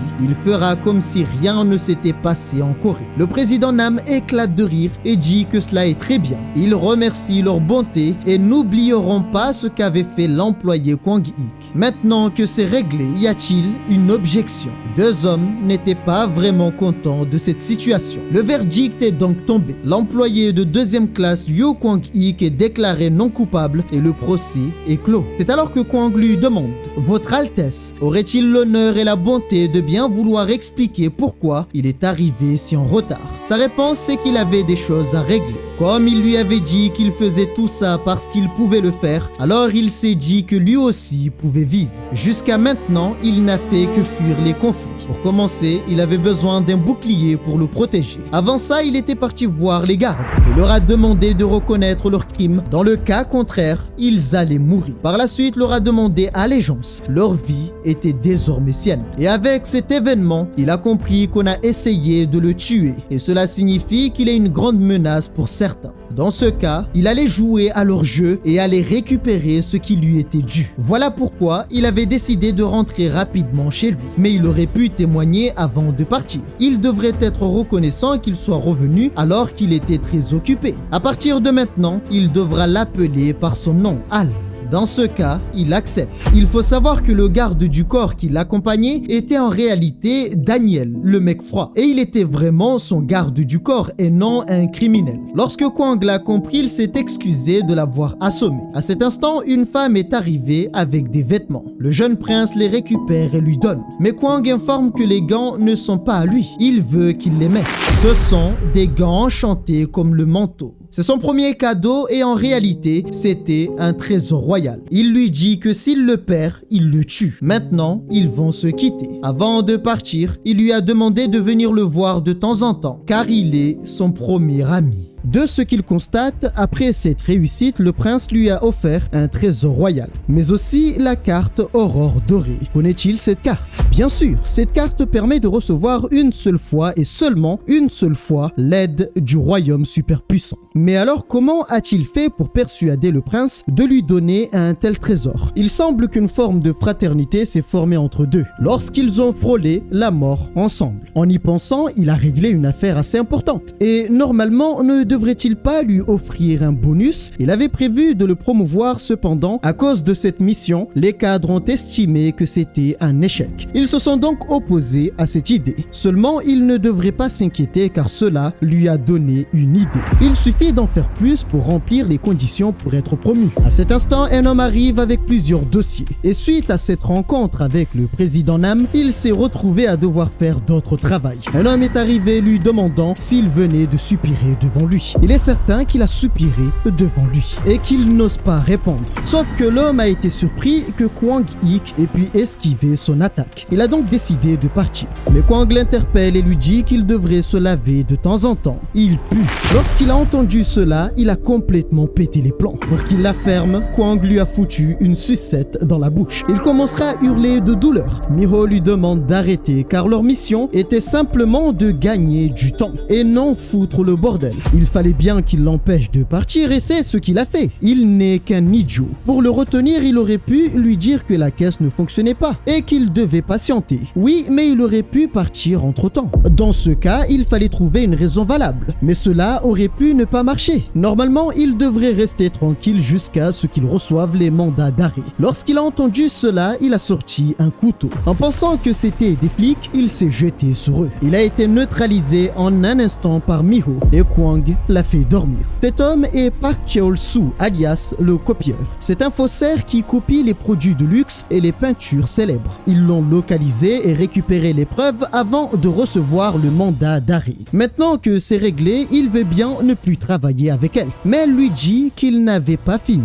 Il allait devoir se rendre à Dap-Simni et c'est un ordre du président. Ainsi, quelques instants plus tard, il s'est retrouvé à Dap-Simni. Il a dû combattre des envahisseurs appelés les envahisseurs envahisseurs sosies. Leur capacité est de prendre l'apparence de n'importe qui. Finalement, le trou noir a été fermé, cependant, suite à cette invasion, il a été envoyé pour aller neutraliser un métamorphe qui se déchaînait. Après ça, il a dû faire une autre mission. Et lorsque celle-ci a été finie, il devait faire encore une autre. C'était de l'exploitation, mais c'était le plan du président. Car comme il l'a dit, s'il veut être promu, il fallait réaliser tellement d'exploits que les supérieurs ne seraient plus capables de refuser. Dans la voiture, il demande au chef où vont-ils maintenant. Ils allaient se rendre à un laboratoire privé. Leur localisation avait été dévoilée par le professeur Park et ils vont s'y rendre pour vérifier la véracité de ces informations. Car en apparence, il s'agit d'une installation de biotechnologie. Mais en vérité, ils réalisaient des recherches interdites. Leurs recherches étaient sur le croisement entre les envahisseurs et les êtres humains. On penserait que tout est conforme, puisque c'est un établissement approuvé par le gouvernement.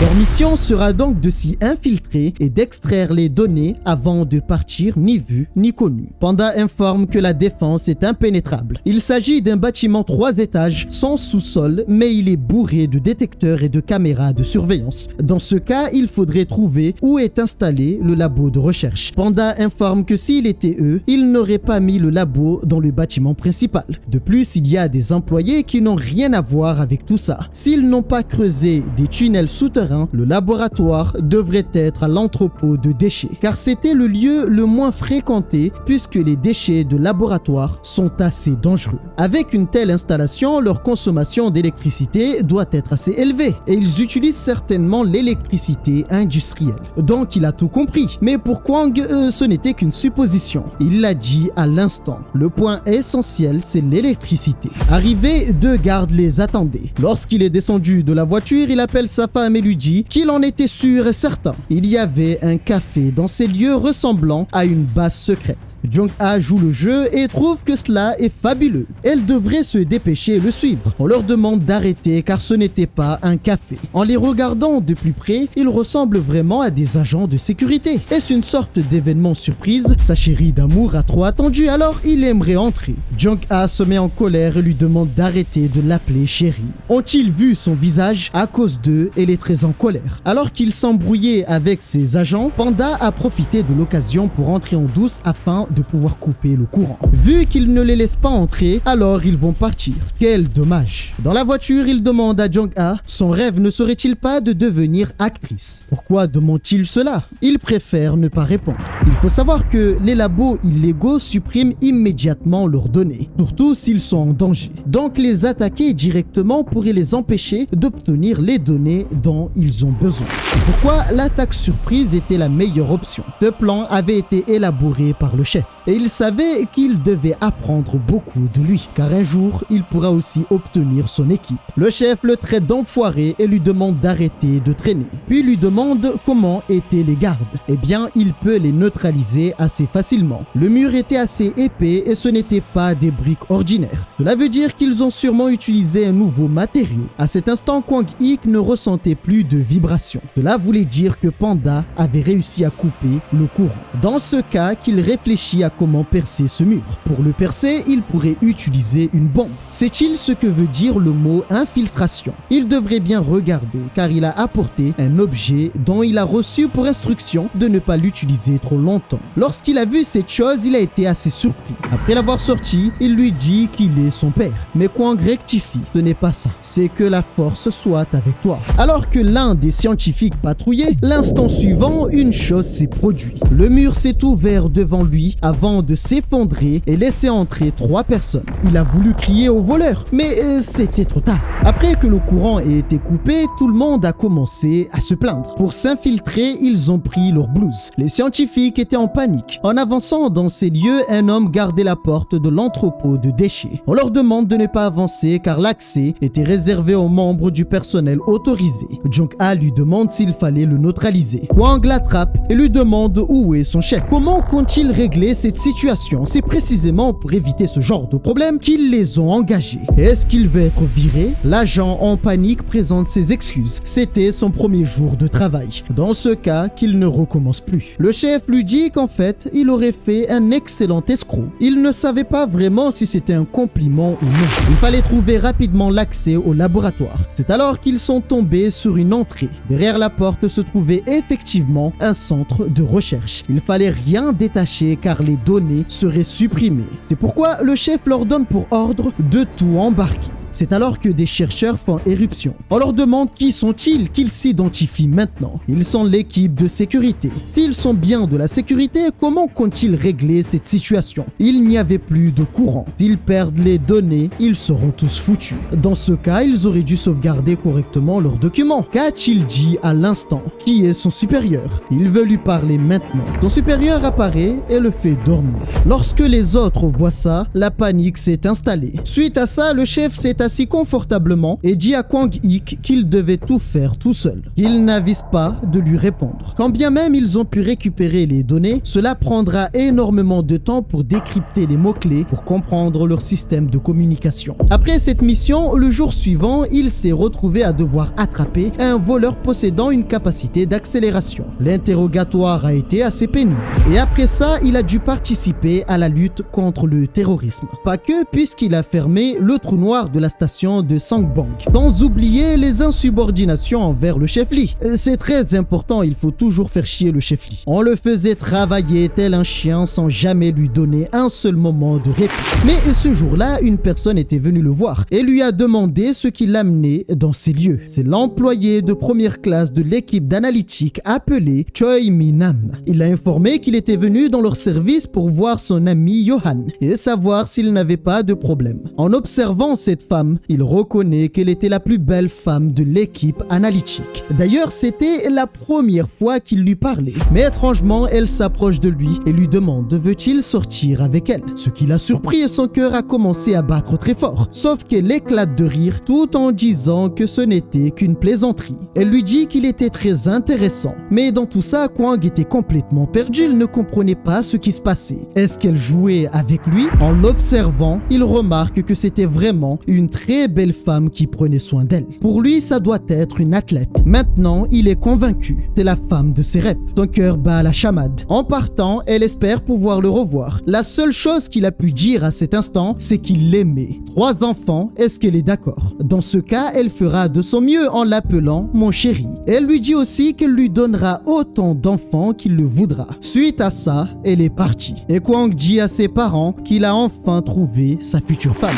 Lorsque ses camarades arrive, il l'entend dire que 3 petits-enfants suffiront, un garçon et 2 filles. Non, finalement, il préfère les filles. Il comprend mieux ce que disait Johan lorsqu'il avait dit que l'amour était comme un ouragan. On lui demande de ne pas se fier à cette femme appelée Mi-nam. Elle est froide et méticuleuse. C'est une vieille renarde qui utilise sa beauté pour cacher ses capacités. Ne serait-ce pas de la jalousie qu'il voit là? Car de ce qu'il a vu, elle est vraiment capable de voler tous les hommes. Il semble y avoir de la concurrence. Cela fait des semaines qu'il travaille en faisant des heures supplémentaires. Alors il aimerait qu'il l'invite au resto, surtout maintenant qu'il est promu. N'était-il pas au courant? Il a été promu employé de première classe. D'un autre côté, un homme subissait une pression incroyable. Dernièrement, on lui a dit de ne pas se laisser devancer, que son sang n'était pas si pur. Cela l'a poussé à devenir plus ardu. Il a passé toute sa vie à montrer ce qu'il valait. Sauf qu'un cinglé a tout ruiné en un instant. Il avait l'intention de lui mettre la pâtée, mais finalement, lorsqu'il l'a affronté, il n'a rien pu faire. Le plus humiliant dans cette histoire, c'est qu'il a osé le traiter comme un jouet.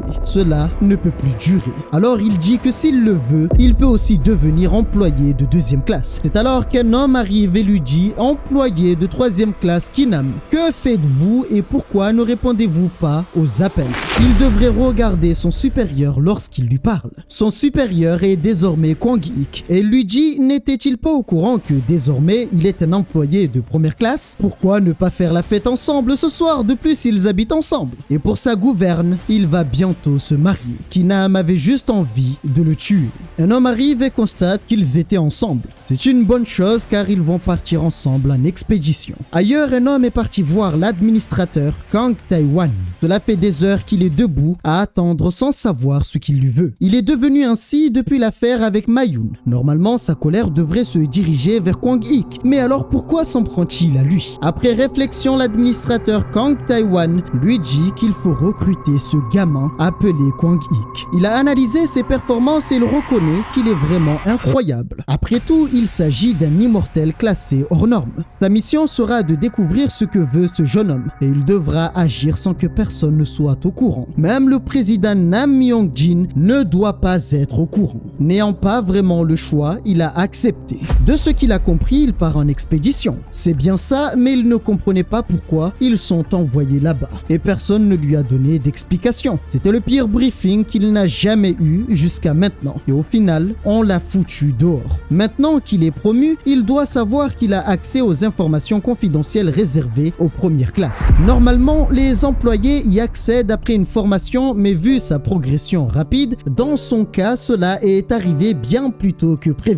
Normalement, il doit être au courant que les trous blancs ne sont pas les mêmes, et l'accès aux trous blancs supérieurs est limité. Cependant, même avec le déploiement de troupes 24 heures sur 24, cela n'est pas assez pour empêcher les gens d'y accéder. À son avis, qu'ont-ils fait pour obtenir l'exclusivité du portail? Pour Kwang-ik, cela était assez difficile de contrôler une telle chose. Eh bien, pour contrôler l'accès à ce portail, l'entreprise Warim a construit un bâtiment au-dessus du portail. Il y avait un trou blanc de grade LV8 au sous-sol de leur bâtiment. Il y avait une équipe de minage à l'intérieur et son rôle est d'entrer dans le portail et d'aller protéger l'équipe de minage qui était confrontée à une pénurie de main-d'œuvre. Panda lui dit de rester avec les frères Nam, mais elle n'aime pas Kinam et son frère. Alors il lui demande s'il était inquiet pour Kinam. En fait, pas vraiment. Cependant, leur relation le met mal à l'aise parce qu'ils vivent ensemble. Il semble que son grand frère le méprise. Mais alors, est-ce une question d'éducation? C'est ainsi qu'ils sont partis en mission dans l'autre monde.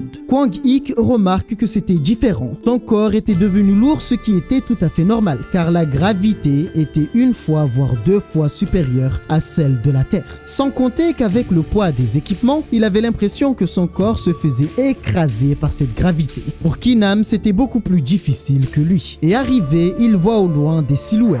On appelle le manager Hang Oh-nam et on l'informe que deux autres employés l'accompagnent.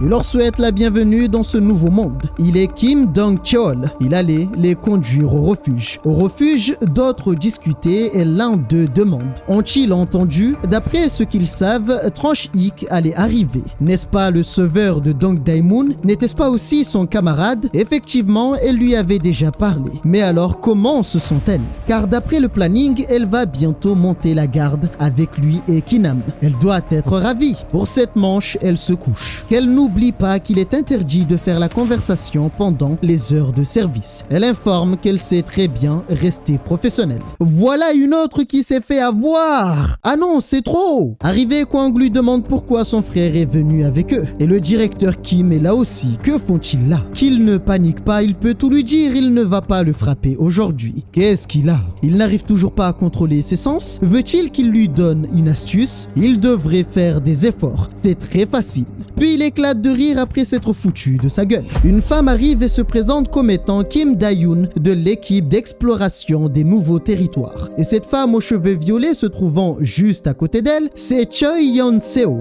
Ils font partie de la même équipe et seront déployés avec eux pour la mission de surveillance. C'est alors qu'il la regarde. Elle lui disait quelque chose mais elle ne savait pas c'était quoi. Se sont-ils déjà rencontrés?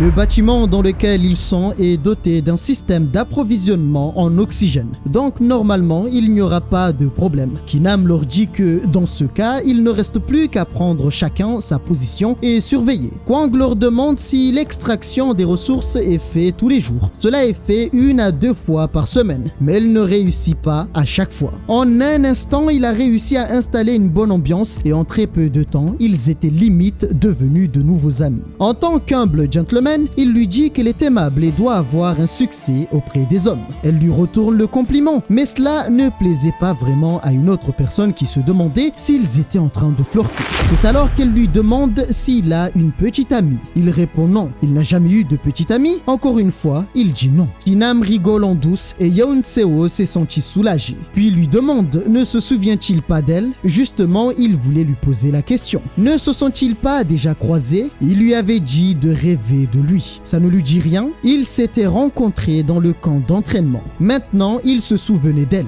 C'est alors qu'il lui dit qu'elle part en vacances prochainement. Elle a trouvé l'endroit idéal. Elle a commencé à parler sans s'arrêter. Et au moment où elle voulait l'inviter, il lui demande, est-ce normal que la lampe clignote derrière elle? Tout ce qu'elle voulait était de faire du camping avec lui. Une deuxième lampe s'est allumée. Cela voulait dire que des bêtes étaient en approche. Avec calme, elle lui dit Kwang, attends 2 secondes.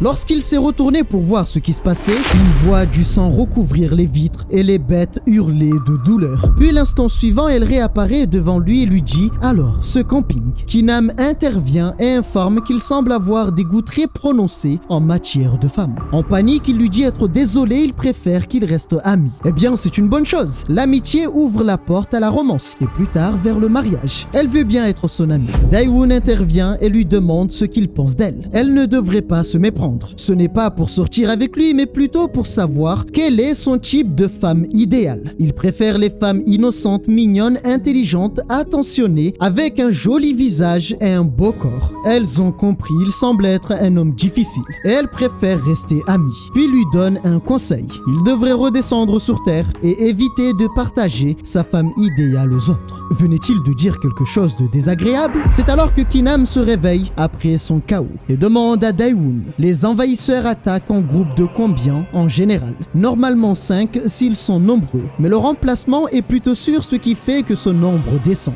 Dans ce cas, et s'ils sont plus d'une vingtaine? Eh bien, même s'ils sont aussi nombreux, ils ne pourraient pas dépasser le champ de mine haute pression. Alors, comment pourrait-elle expliquer qu'à l'heure actuelle, 30 envahisseurs se dirigeaient vers eux? Une hache vient de frapper la vitre. Étrangement, celle-ci a commencé à choquer.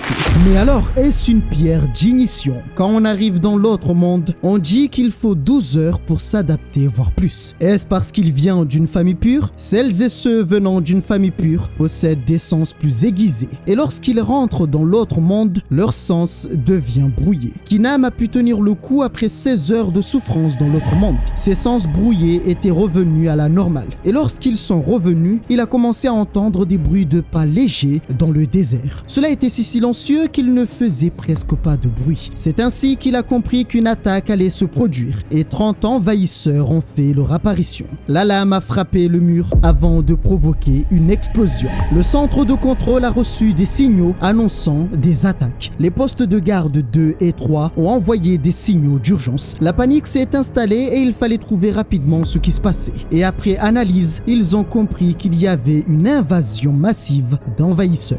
Dans le poste de garde 2 où il y avait Kwang, il n'y avait que 4 soldats dans le poste, Kwang y compris. Et parmi eux se trouvaient 2 nouvelles recrues, Kwang Ik et Kinam. Même s'ils ont été bons à l'extérieur, dans le nouveau monde, c'est une autre histoire. Il a donc décidé d'aller les rejoindre en renfort. Il devrait tenir bon jusqu'à son arrivée.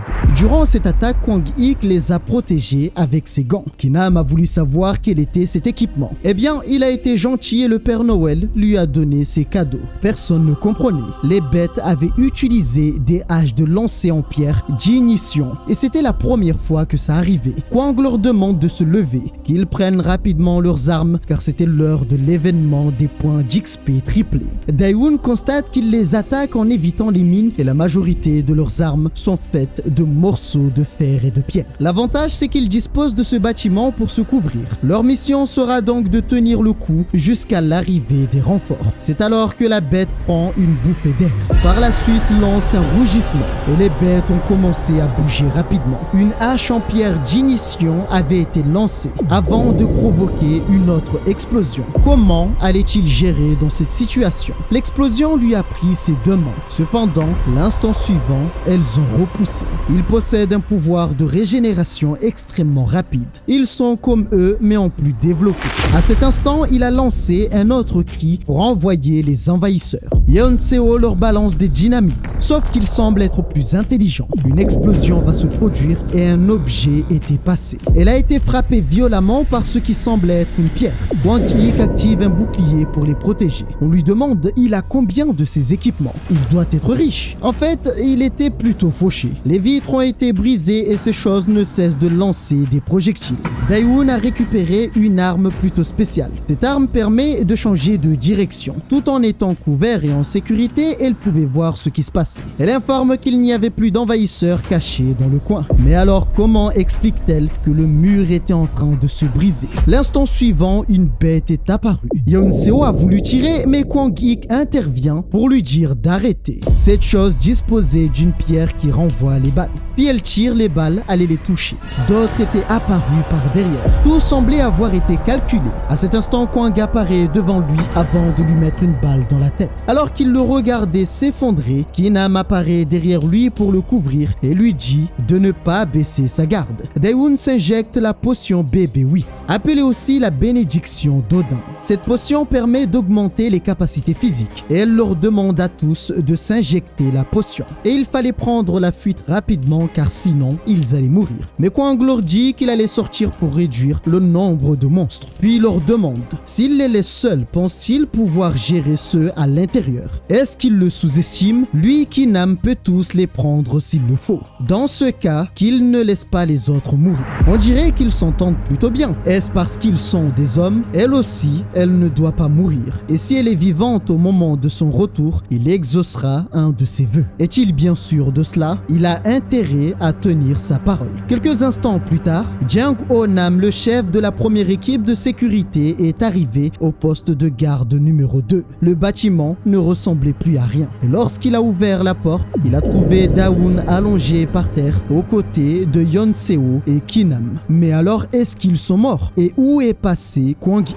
Avant son arrivée, 30 minutes plus tôt, Kwang Ik s'était retrouvé seul devant le reste du groupe. À cet instant, il leur a dit qu'il pouvait désormais se battre sans retenue, alors qu'ils se ramènent tous. Mais vu qu'il voulait jouer sur la défense, il a décidé d'attaquer le premier.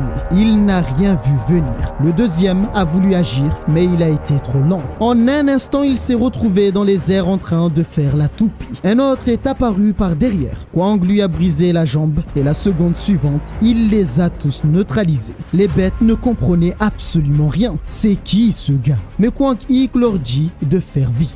Il n'avait pas le temps pour ça. Il devrait savoir qu'il est un homme assez occupé.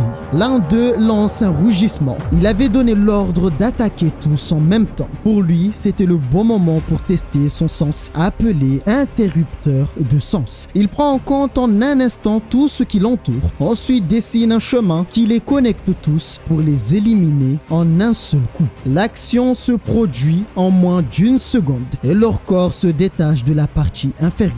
Maintenant, il attend les prochains. Après avoir vu leurs camarades se faire massacrer, ils ont jeté leur bouclier en fonçant vers lui. À cet instant, Kwang a sorti son petit joujou. La première fois, il a failli perdre un bras. Et cette fois-ci, il veut voir ce qui va se passer. La puissance de destruction de cette arme est telle que la seule chose qui est restée, ce sont leurs pieds. Après ça, il leur a dit que le suivant avance. Il n'avait pas de temps à perdre avec eux. La peur l'avait saisi. C'est là qu'il a remarqué quelque chose. Du sang giclé dans le bâtiment. À cet instant, Kwang en colère lui dit « Hé toi, si vous avez cassé mon jouet Ki-nam, vous êtes tous morts. » C'est à ce moment-là que les autres ont reçu le signal, indiquant que le poste de garde numéro 2 avait été attaqué. Avant ça, il avait demandé pourquoi on a déployé son frère Ki-nam alors qu'il ne s'était pas encore adapté. On lui avait dit que la meilleure façon de s'adapter était sur le terrain. C'était aussi la meilleure façon pour devenir plus fort. De plus, il n'avait pas le temps de se reposer. Sans oublier que certains avaient commencé à se plaindre parce qu'ils avaient pris du retard. Il a demandé quel était le poste de son frère. Il n'était qu'en période d'adaptation et cela était dangereux de le mettre sur un poste aussi avancé. Il voulait avoir des réponses. Après avoir reçu le signal que le poste de garde numéro 2, là où se trouvait son frère, avait été attaqué, il est parti pour les aider.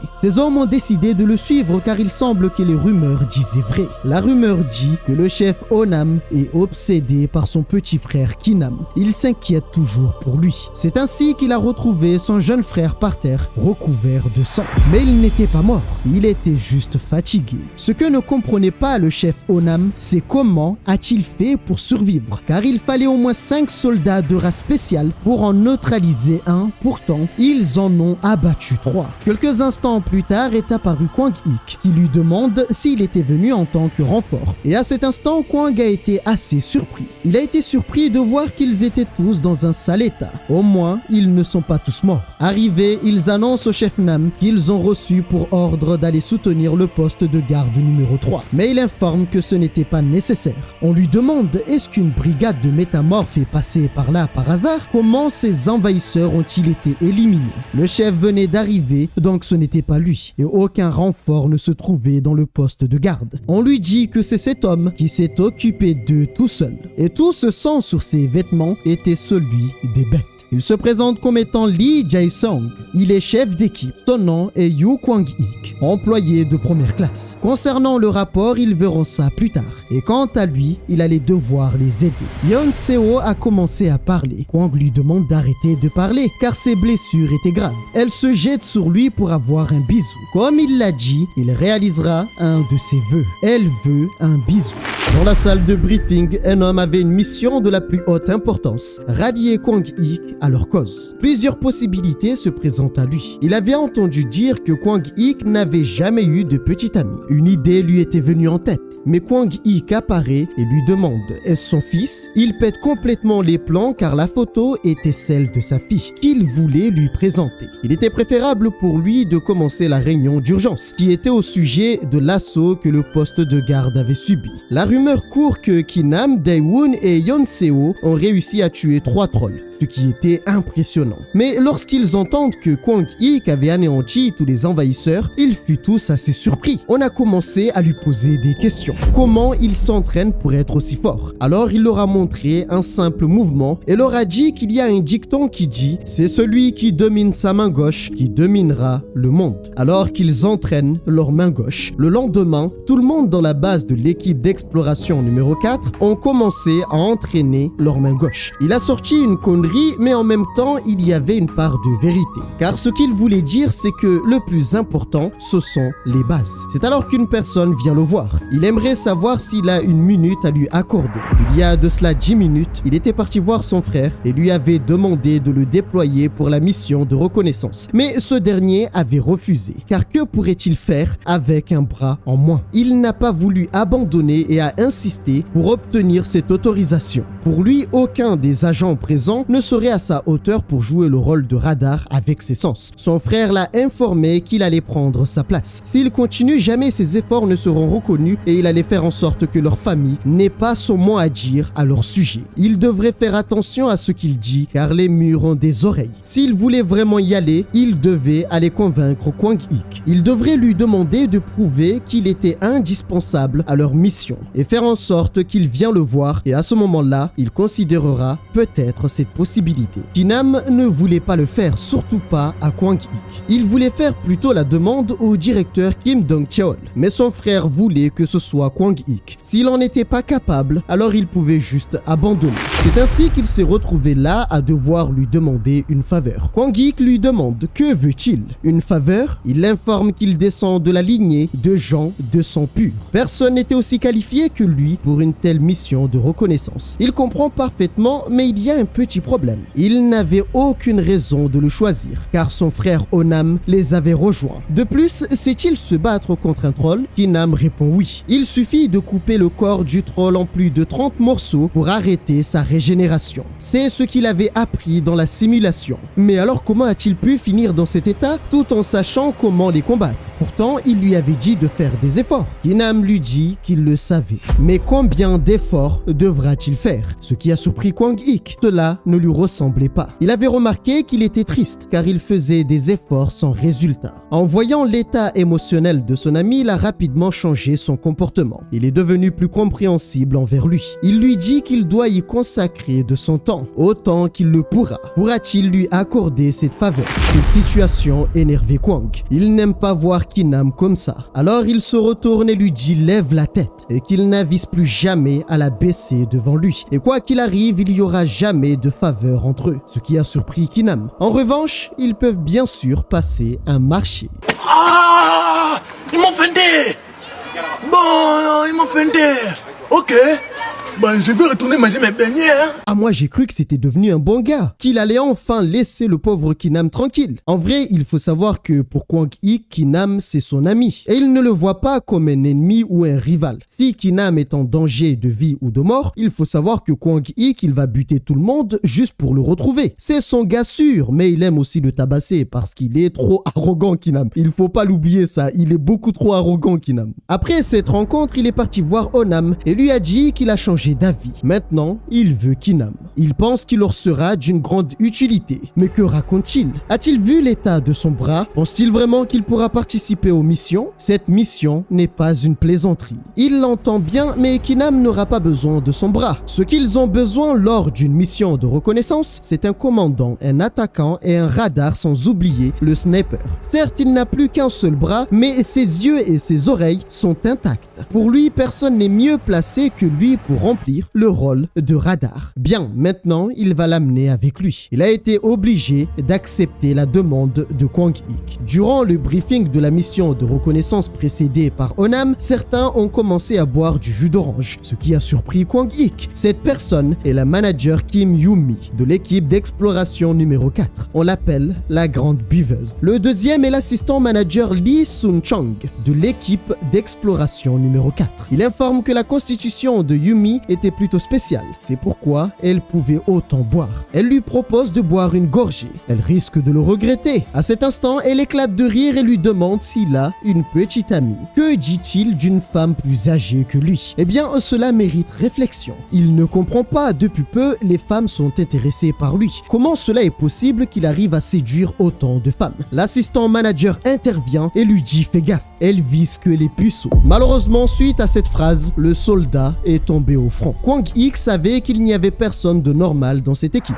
Arrive quelques instants plus tard Onam qui leur demande d'arrêter leurs conneries. Leur mission sera appelée Opération Exploration de la Fourmilière. Ils devront fouiller la zone de fond en comble car ils suspectent la présence d'envahisseurs de race singulière. Ils vont essayer d'éviter les combats. Et cette phrase a touché Ki-Nam. Ont-ils des objections? Yumi informe qu'il y en avait pas. Dans ce cas, ils partiront dans 10 minutes. Et quant à lui, Ki-Nam, il veut le voir avant de partir. Au même moment, dans l'autre monde, ils avaient commencé à bouger. Et vu les traces de pas laissées dans le désert, cela voulait dire qu'ils étaient assez nombreux. En avançant, Ki-Nam informe qu'il y avait des ennemis au nord-est et pour les détourner, ils allaient prendre la gauche. Kwang-ik était soulagé car il constate que Ki-Nam s'était adapté rapidement. Maintenant, ils peuvent se reposer, tout cela grâce à Ki-Nam. Kwang ne comprenait pas pourquoi il n'y avait pas d'envahisseurs.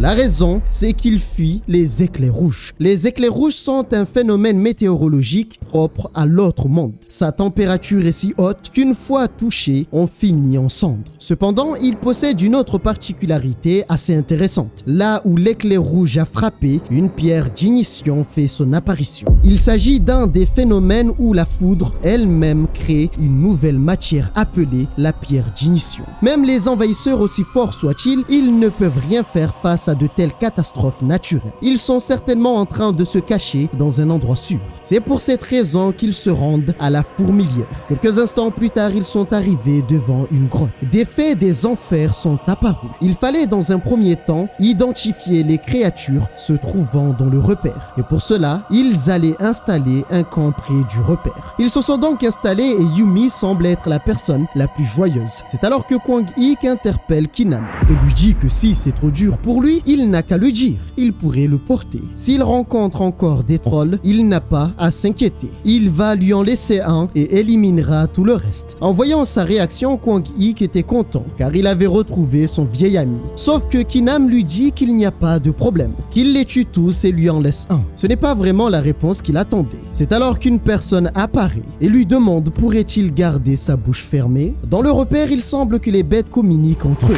Sauf qu'une fois la nuit tombée, une chose avait été lancée. C'était une roquette qui les avait pris pour cible. Avant même qu'il ait pu voir, il a été touché. Ces créatures avaient prévu de les attaquer en douce, mais ils avaient appris la leçon et cette fois-ci, c'est à leur tour. Il fut brûlé sur place et la seule chose qu'on entend, ce sont des cris. Le but était de ne leur laisser aucune chance de gagner. Un sniper et un minigun étaient prêts au cas où. Kinam inspectait la zone pour voir s'il n'y avait pas d'imprévu. Et quant à lui, il devait s'occuper de l'élimination. Leur nombre avait grandement diminué, cependant, Kinam sentait quelque chose. Lorsqu'on leur a demandé de se préparer pour aller trouver la race singulière, Kinam a bloqué tous ses sens et s'est concentré sur lui. En un instant, il venait de découvrir une nouvelle compétence, lui permettant de scanner en profondeur et de trouver la race singulière. À cet instant, il informe avoir trouvé leur cible. C'est une race singulière de type ogre. Alors le sniper s'est mis en position. Sauf que Kinam a remarqué quelque chose. L'instant suivant, il les met en garde. Il était sur le point d'attaquer. La bête a lancé un cri surpuissant. C'est une compétence appelée Fear.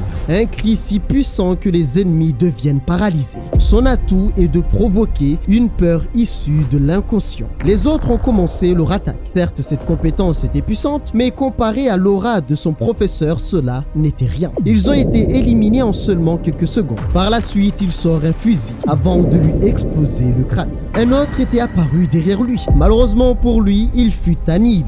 L'arme qui avait été utilisée est une arme optique. La personne qui l'a aidé, c'est Onam. Et il informe que la chasse aux races singulières était ouverte, qu'il les massacre. Il fallait garder ses distances, tuer le maximum possible et éviter les pertes. Sauf que plus ils en éliminent, plus ils sont nombreux. Cela semble être une colonie et continuer ainsi pourrait les mettre en difficulté car ils manqueront certainement de munitions. Ils ne pouvaient plus tenir le front. La question maintenant c'est, est-ce qu'ils comptent les poursuivre jusqu'à la base? On demande à Kinam et s'ils font marche arrière? Cela était impossible car même s'ils font marche arrière, une partie des hommes mourraient avant d'avoir atteint le trou blanc pour retourner dans leur monde.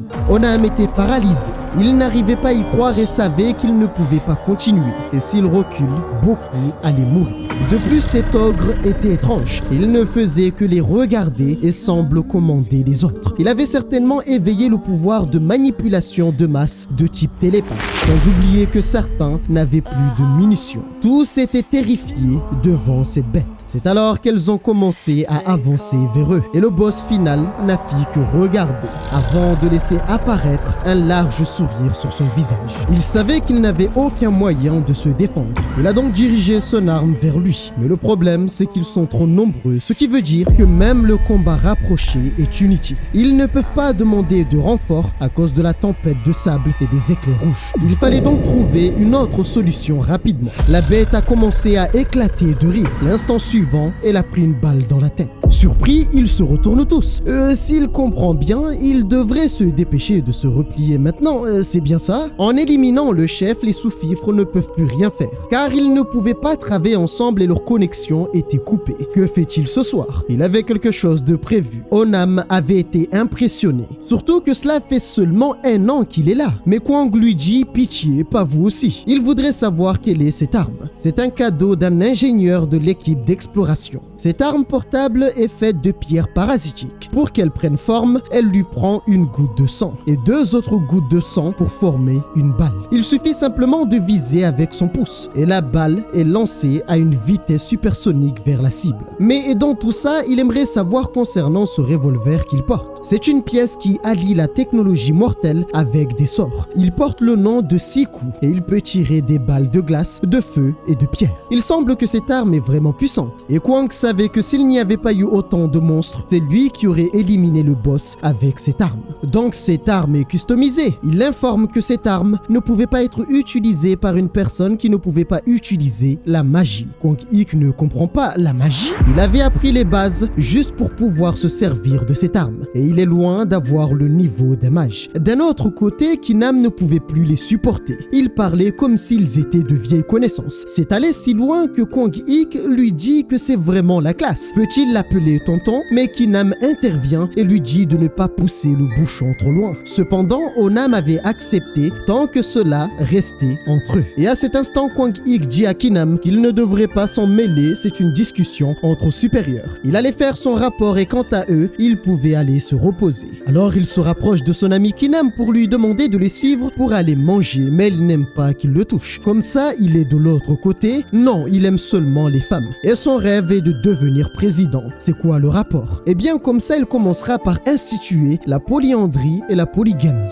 Et il vivra avec 15 femmes. Excusez-moi, mais c'est où qu'on vote parce que je valide le projet. Je veux bien rejoindre le syndicat. Là, c'est des vrais projets. Ça devient intéressant. Non, ça, c'est des combats d'une vie. Durant le rapport, Onam a rapporté que sans l'employé Yu Kwang Ik, ils auraient eu 80% de chances de se faire annihiler. Parle-t-il de l'équipe de reconnaissance? Non, il parle de la base entière. Il n'aurait fallu que de quelques secondes et les envahisseurs se seraient rassemblés autour de l'ogre et il aurait été impossible de le tuer. Il a même anticipé que la tempête de sable allait passer en battant en retraite. Il n'avait donné aucun ordre, pourtant Kwang Ik savait exactement quoi faire et ce qui allait se produire. Il n'a rejoint Warim que depuis 1 an et pourtant durant sa première mission dans l'autre monde, c'est comme si c'était sa maison. C'est grâce à sa capacité de décision et sa prise d'action sans la moindre hésitation qu'il a pu anticiper ses ordres et réussir ce tour de force.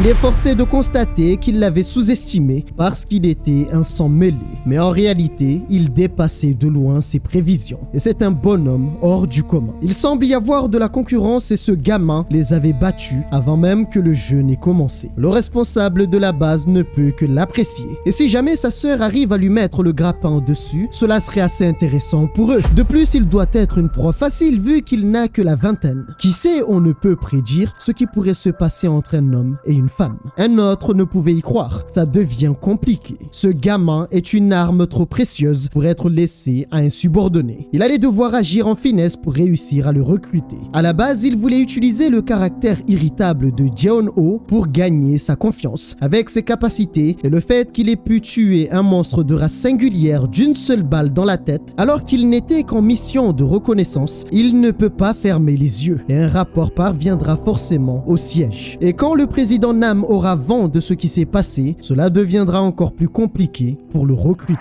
Après la mission, il pouvait se reposer pendant 2 jours. Sauf que durant ces 2 jours, 2 membres de l'équipe de recherche sont venus déclarer leur flamme. Il est parti voir l'ingénieur qui lui a offert l'arme à pierre parasitique et l'a remercié car sa création est tout simplement du génie. Ce dernier a été heureux d'entendre que c'est son arme qui a éliminé la race singulière. Kwang Ik savait que tous les membres de l'équipe de recherche étaient tous des fous. Il est parti voir Yeon Seo, mais par contre, il n'a pas exaucé son souhait. Cependant, il lui a fait un câlin. Quel trouillard! On avait dit projet 15 femmes. Et là, tu fais des chichis? Allez, l'enceinte sur place, tu joues à quoi toi aussi? Faut pas énerver les gens comme ça. C'est bon, je quitte le syndicat. Je croyais qu'on avait des projets communs. Onam, qui l'appelle tonton Onam, était devenu plus chaleureux depuis la mission. Et il comprend mieux maintenant pourquoi on dit qu'il chouchoute son frère. C'est ainsi qu'il est devenu le héros de l'incident de l'assaut du porte de garde qui a exterminé un monstre de race singulière et qui a aussi sauvé la base. Lorsqu'il a allumé son téléphone, les messages ne s'arrêtaient plus. Le jeune prince l'a harcelé et lui a reproché d'avoir ignoré ses messages. Il lui donnera l'excuse d'avoir été en mission durant une longue durée. Sauf qu'à cet instant, il a vu un désastre. Sa mère a envoyé un message qui dit qu'elle n'a plus de fils. Immédiatement après ça, en panique, il l'a appelé et lui a dit que c'est son fils ingrat qui l'appelle. Donc il était vivant, il était parti à l'étranger pour le travail et son téléphone n'avait plus de réseau. Donc c'était ça. Ces satanés riches ont décidé d'exploiter son fils. Elle voulait savoir s'il était blessé, car quel genre d'employé de bureau part à l'étranger pour le travail? Tout allait bien, c'est juste qu'ils font beaucoup de choses différentes. Puis il demande à sa mère comment va Marie. Ce n'est que maintenant qu'il demande, elle a promis au père de Marie qu'il pourrait la voir. Lorsqu'il a raccroché, il avait compris que sa mère était très en colère. Alors il a décidé que lorsqu'il rentrera, il demandera au chef un congé pour pouvoir aller voir sa mère. Suite à ça, après toutes ses émotions, il a passé 2 jours de congé à se détendre. S'exercer, c'est bien, mais se remplir le bide, c'est encore mieux. Il a alterné entre jeux et manger durant ces 2 jours. Bien sûr, il n'a pas oublié de faire un peu d'entraînement pour chauffer ses muscles. Et vu que Kinam avait été admis à l'hôpital, il a eu l'appartement pour lui tout seul pendant 2 jours. 2 jours après, il s'est pointé au travail telle une fleur. Donc il est enfin là. Eh bien, il s'est bien reposé. Panda vient le voir et dit « Waouh, Kwang Ik, tu es de retour ». Il se demande pourquoi il est si content de le revoir. Le chef l'informe qu'il est en retard. Il aurait dû venir plus tôt. Ils semblent tous avoir des cernes. Et Kwang avait l'impression qu'il s'était passé quelque chose en son absence.